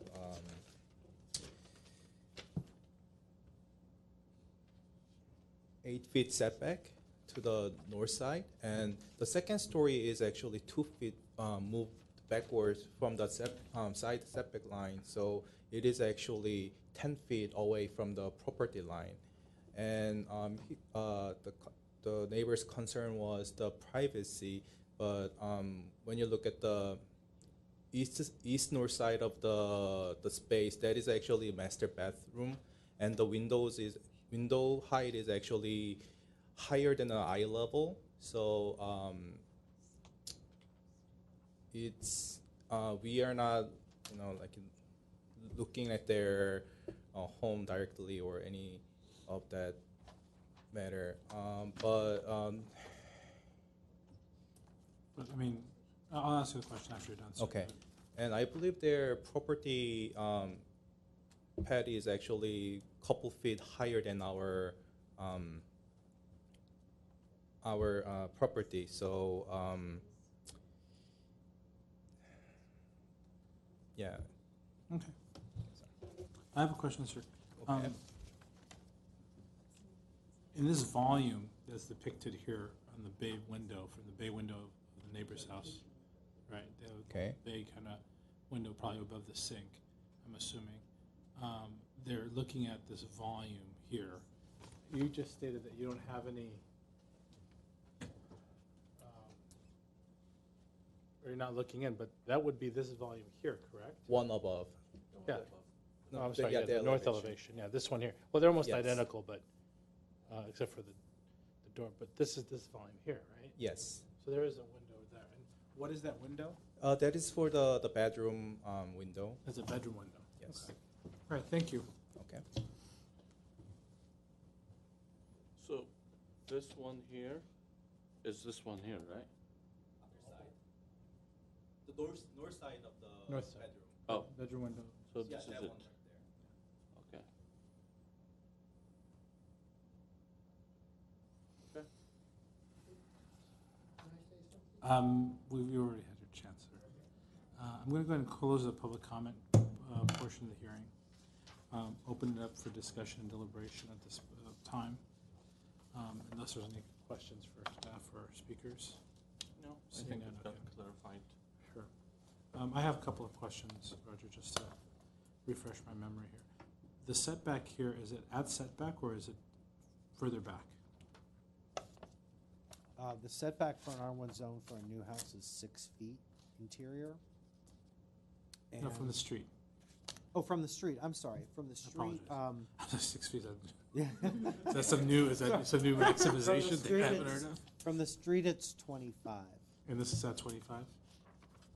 You can actually see the.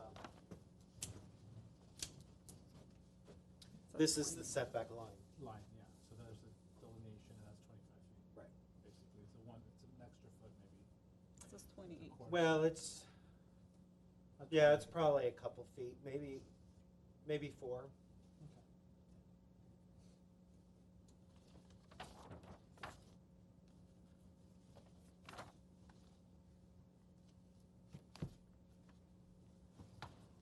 And Roger, when you said the elevations are less accurate, was that about the elevations or the windows placement? It's not an accuracy issue. It looks like, from staff standpoint, that the elevation drawing from the front Yeah. is just different from the rendering. The dimensions, the proportions are a little bit different, and staff prefers the proportions on the rendering. Oh, okay. So there's that. When you say proportions of? this space in here versus this space, this just, it appears to be like a different, they're not quite consistent. Okay.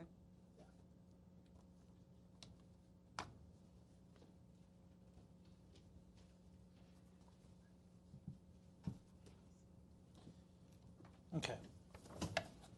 Who would like to start? Mr. Rosamond? I just have some comments. Sure. I'll go.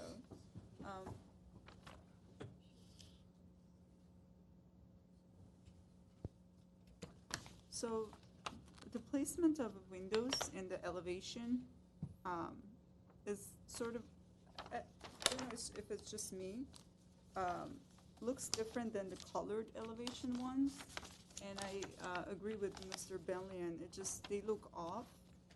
I don't know if that's just how they worked out and that's how the architect meant for the design to look like.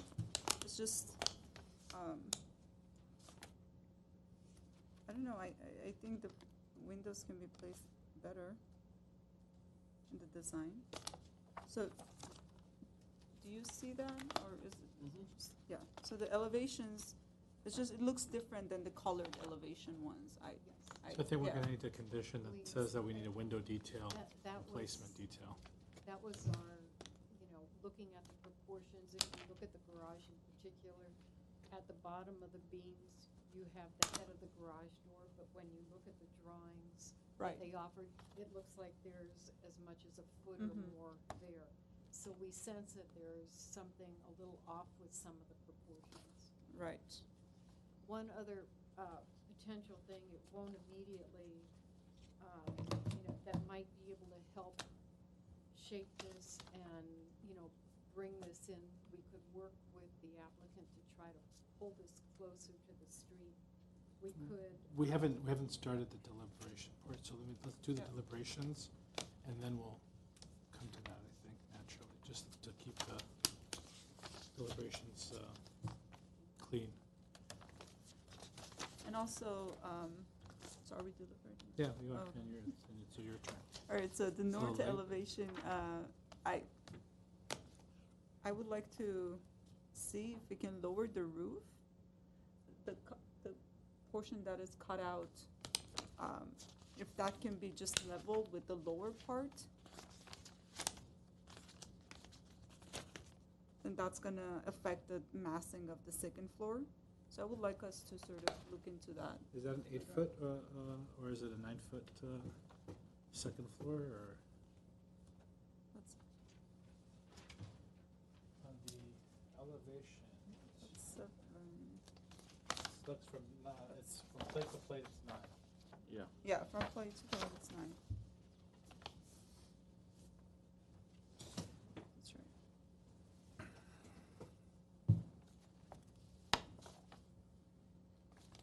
Neither.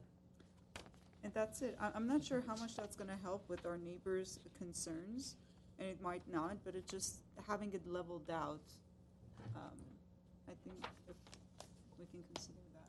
And this is from a massing perspective, right? Right, right. Mr. Belnian? Yeah, I'll start by saying it looks like a modest house, so I have no issue with the size. I mean, the style kind of fits the neighborhood, so I'm okay with that as well. I think there are some things that we need to pay attention to, which I think staff touched on, like I think it's more like proportion. So I think your window placements on the front, they're a little off, and when I say off,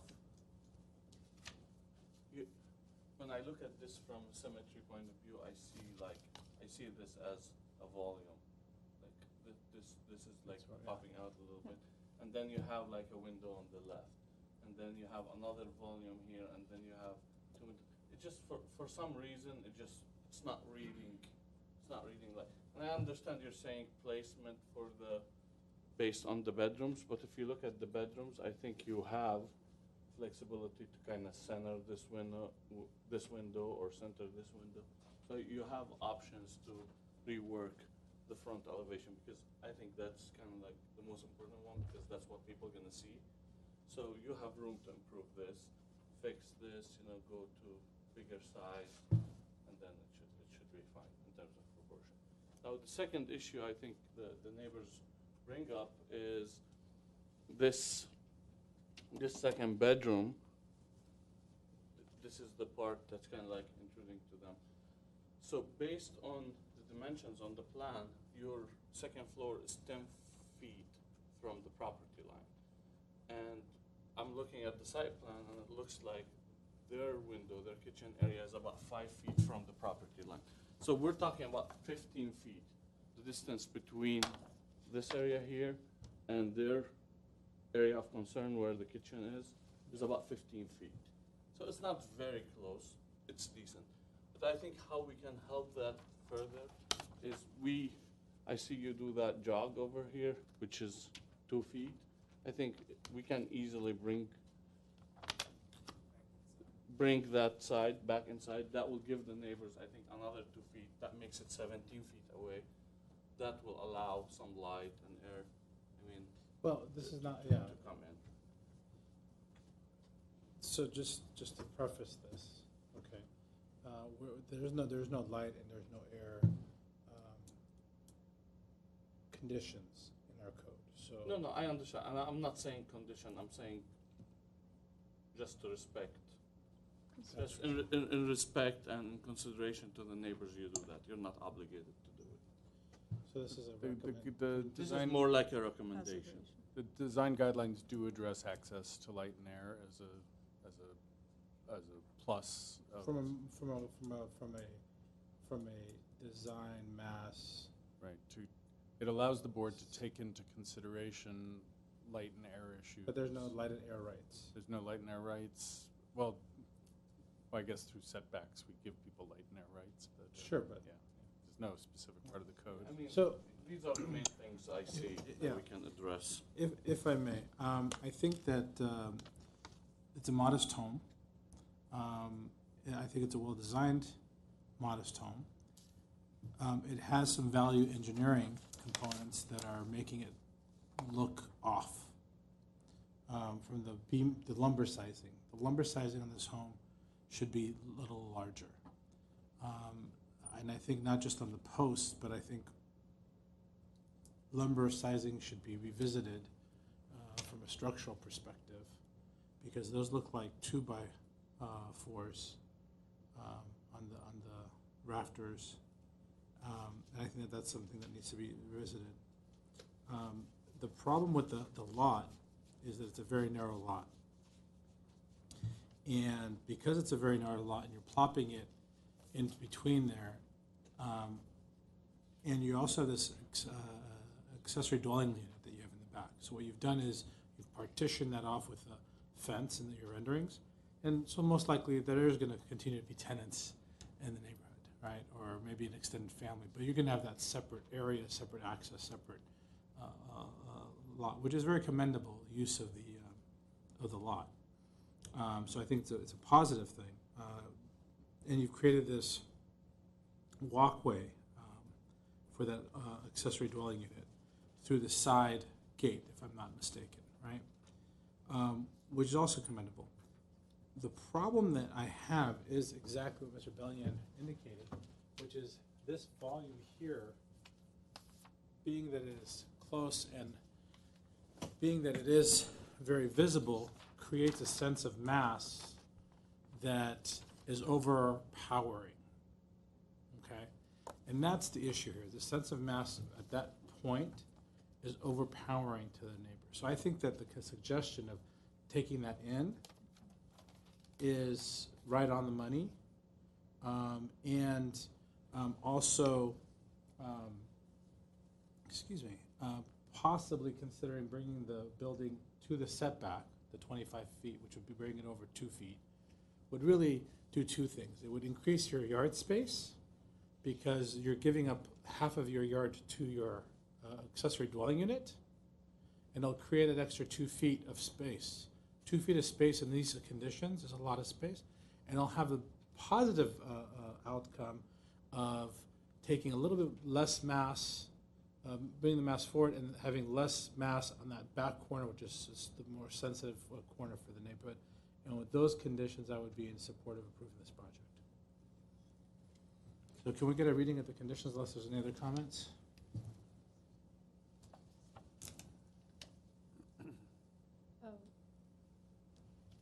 Reduce the second floor plate height to 8 feet, is that?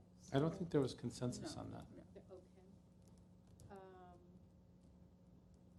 Restudy the proportions of the windows and the placement. Yes. Revisit the member sizing of the wood detailing. Especially where it's structural. And I would ask for clarification on that. Are you looking at these beam ends that are projecting from the gable? So the beam ends look small on the renderings compared to the mass of the roof form. And so I would think that those would, from a structural perspective, have to be bigger. In many cases, beam ends like that are decorative. So we don't know. We'd have to check with the architect. But if they are decorative, then they should be larger, and if they're structural, I think they might need to be larger, just a tad, just to be more in line with the thing. Now, but They look like they're 4x12s in the rendering, which is a pretty massive. Is it a 4x12? It looks pretty hefty. I could be in the minority on that. The front posts definitely need to be a thing, but that was, yeah, so I guess there's no support for that member comment, except for the front two posts. We'll look at it overall in terms Yeah. of, eliminate the jog at the second floor. Did I say move forward, move the building closer to the, As close as To the possible setback line. To the setback To the line. To the front line. setback line. One other possibility we put out there would be possibly reducing the pitch from 4 in 12 to 3 in 12, which would help reduce the mass. Yeah. which would also help. Which would be a bigger change if it were in conjunction with lowering the second floor ceiling height. If you're just lowering the pitch, it's a matter of inches, but if you do both of them, it does bring it down. Yeah, I think that Is the pitch though going to change the design significantly? A 3 and 12 pitch is a classic pitch for a true craftsman. So if you're doing a neo craftsman, 3 and 4, 3 or 4 are the Okay. normal they're pitches. almost identical. Okay. Yeah. And that's it. I also, The conditions that I are. don't know what the conditions that had been put forth. Restudy the space. I think that all those are covered under the proportions and so forth. We'll look at that. Increase the size and the applicant. The ADU there was condition. there was a consideration, which I think. ADA? I think maybe should, well, there's that ADU. one as well, but there's also consider installing siding between the garage door and the garage roof in a similar fashion as to the other gable ends. I'm sorry, what? The siding, continued siding that happens on the second floor. Add siding here up in this area. Yeah, As a consideration. I'm I think okay it's a either or. consideration, yeah. I mean, Yeah. it doesn't carry over to the rear east elevation. So then you'd have to have it there potentially. So I think it's a consideration depending on the style. Overall style. I think it could be either way. So it can remain a consideration. Leave it as a consideration. That's it. Yeah, with these conditions, I can move to approve the project with the stated conditions. So just about a second, I get a motion. I Is there a second second? that. Okay, roll call. Okay, a motion was made to approve the project with the conditions stated. This will be a roll call. Mr. Benhan, Yes. Ms. Arzumanian, Yes. and Mr. Charles. Yes. Great, motion carries 3-0. Okay. Before we turn that mic off, is there a motion to adjourn? Well, Is do there- we have We have some any? paperwork issues. We have We don't have any approval of minutes, No, but we have the notice and call for the special meeting. which That I was want to signed. acknowledge and sign, and we're going to put that in the record. And then after that, we'll have a motion to adjourn at whatever Second time that. it is, 8:51.